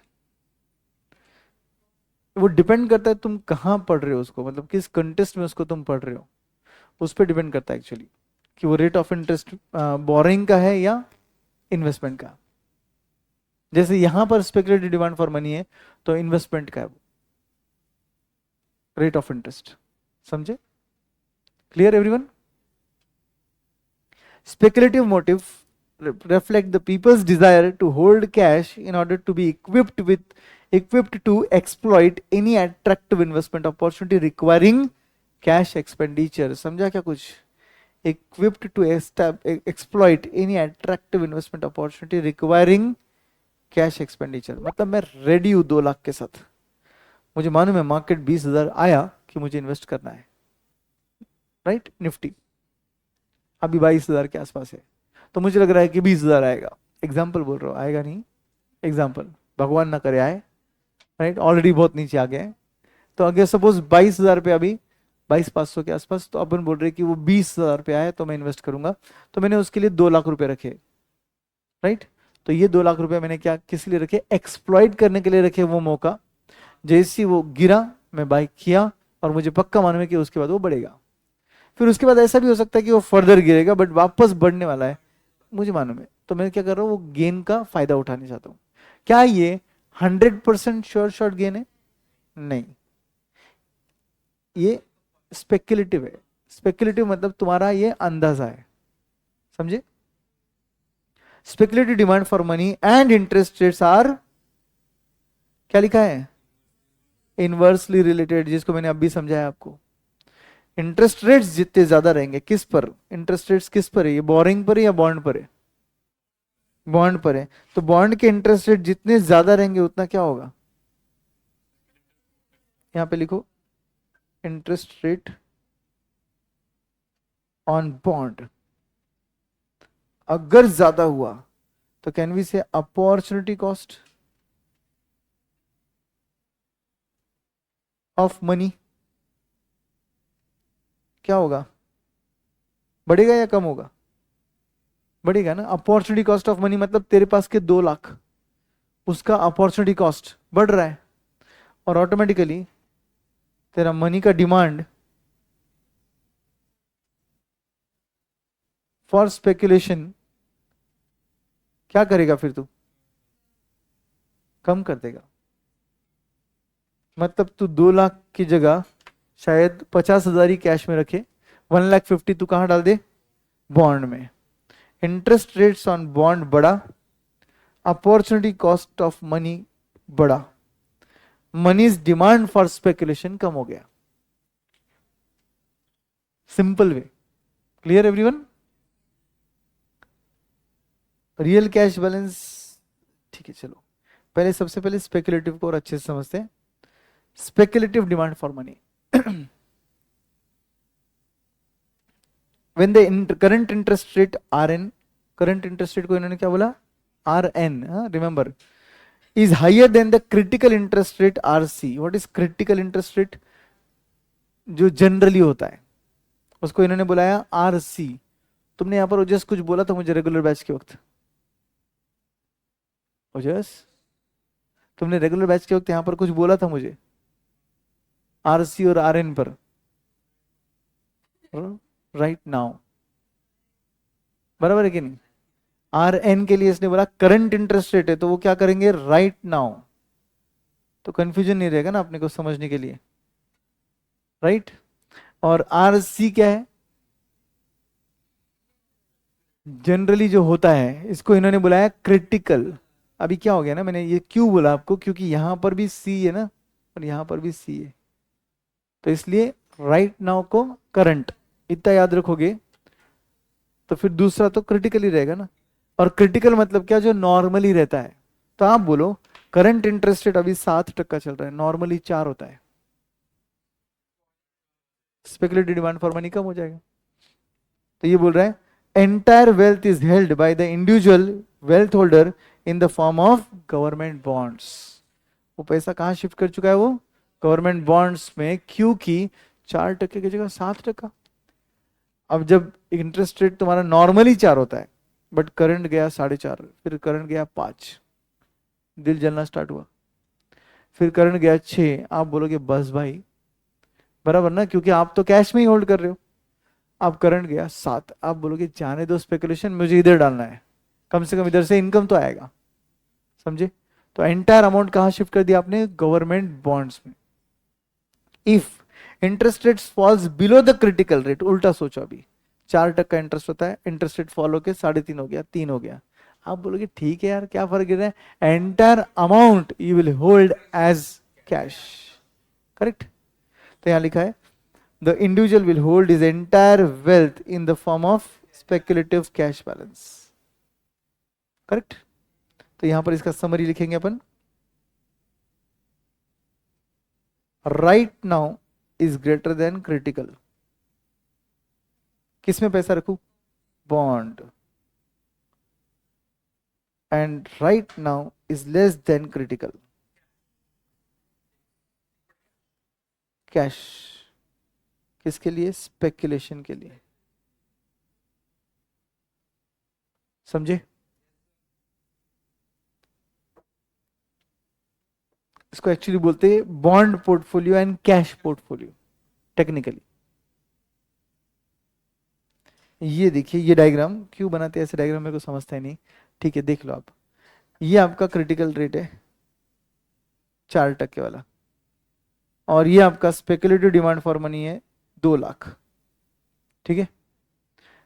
क्रिटिकल से बढ़ बढ़कर करंट राइट नाउ वाला जो रेट है वो चला गया, आर एन कहां चला गया, 7% पे चला गया। आपने क्या किया, M2 का बैलेंस सीधा 0 पहुंचा दिया। वही तो, इसलिए तो बोला ना ऐसे डायग्राम क्यों बनाते समझता नहीं, मेरे को डायरेक्ट एंड पॉइंट दिखा दिया इन्होंने, समझा कि नहीं। जब ये बढ़ाओ तो ये कम करो, जब ये बढ़ाओ तो ये कम करो, ऐसा रहना चाहिए ना। और फिर अपन बोलना चाहिए कि ये अपना डिमांड कर हो गया बोल के, है कि नहीं। काश वो मॉड्यूल मेरे को बोलते बनाने के लिए। डन। रियल कैश बैलेंस, इसको एंड करके एक ब्रेक लेंगे 5 मिनट्स का। रियल कैश बैलेंस अगर एंड करेंगे तो क्या होगा, तीनों मोटिव कंप्लीट हो जाएंगे अपने, ओके। तो real cash balance is nothing but, real cash balance is the inventory held for transaction purpose. ध्यान से समझो, बॉमुल एंड टॉबिन नाम के 2 इकोनॉमिस्ट हैं, इन्होंने बोला cash is like inventory, cash is like inventory which is used for transaction purpose. मुझे पूरे महीने भर में 20,000 की चीजें खरीदनी है, तो मैंने 20,000 को कैश में रख दिया, तो ये 20,000 मेरे लिए इन्वेंट्री जैसे है। बिजनेस में इन्वेंट्री होती है ना, क्यों रखते हैं बिजनेस में इन्वेंट्री, बेचने के लिए। तो क्या पूरी इन्वेंट्री एक साथ बिकने वाली है, तो भी इन्वेंट्री कैरी करते, धीरे धीरे बेचते। वैसे ही हमने कैश कैरी किया और धीरे धीरे खर्च किया उसको, किसके लिए, ट्रांजैक्शन के लिए।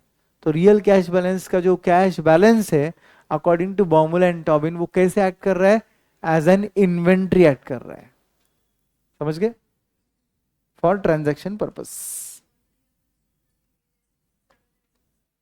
करेक्ट। जैसे जैसे सेल हो रहा है वैसे वैसे बेचते, मगर स्टॉक कैरी करते, वैसे ही नॉर्मली हम कैश कैरी करेंगे, और जैसे जैसे लग रहा है ट्रांजैक्शन के लिए वैसे वैसे खर्च करेंगे। अब आपके घर वाले थोड़ा ना आपको एवरी डे 70 रुपए देते, आपके घर वालों ने आपको 1,000 रुपए दे रखे हैं, और बोले बेटा रहने दो, जब ये 200 पे आ जाए तो मेरे को बोलना वापस मैं आपको 1,000 देता हूं, एग्जाम्पल। तो वो जो 1,000 दिए वो क्या थे, आपके पॉकेट मनी थे, बराबर है। अगर आप संभालने के लायक रहोगे तो, बराबर है। अदरवाइज तो भाई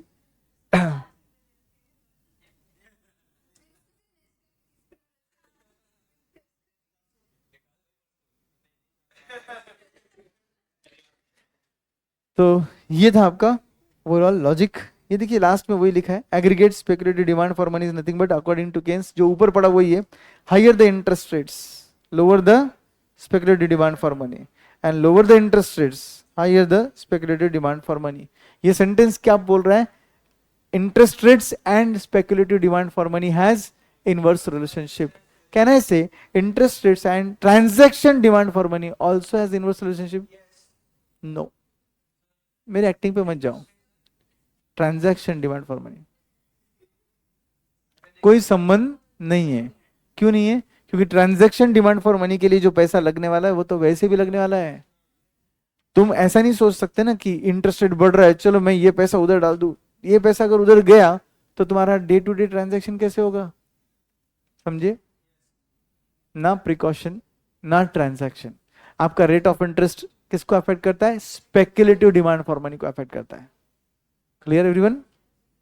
चलो यहाँ पर एक छोटा सा ब्रेक लेते हैं हम लोग 5-10 मिनट्स के अंदर, और फिर हम कंटिन्यू करेंगे ऑलमोस्ट 1:32 के बीच में एंड करेंगे, ठीक है?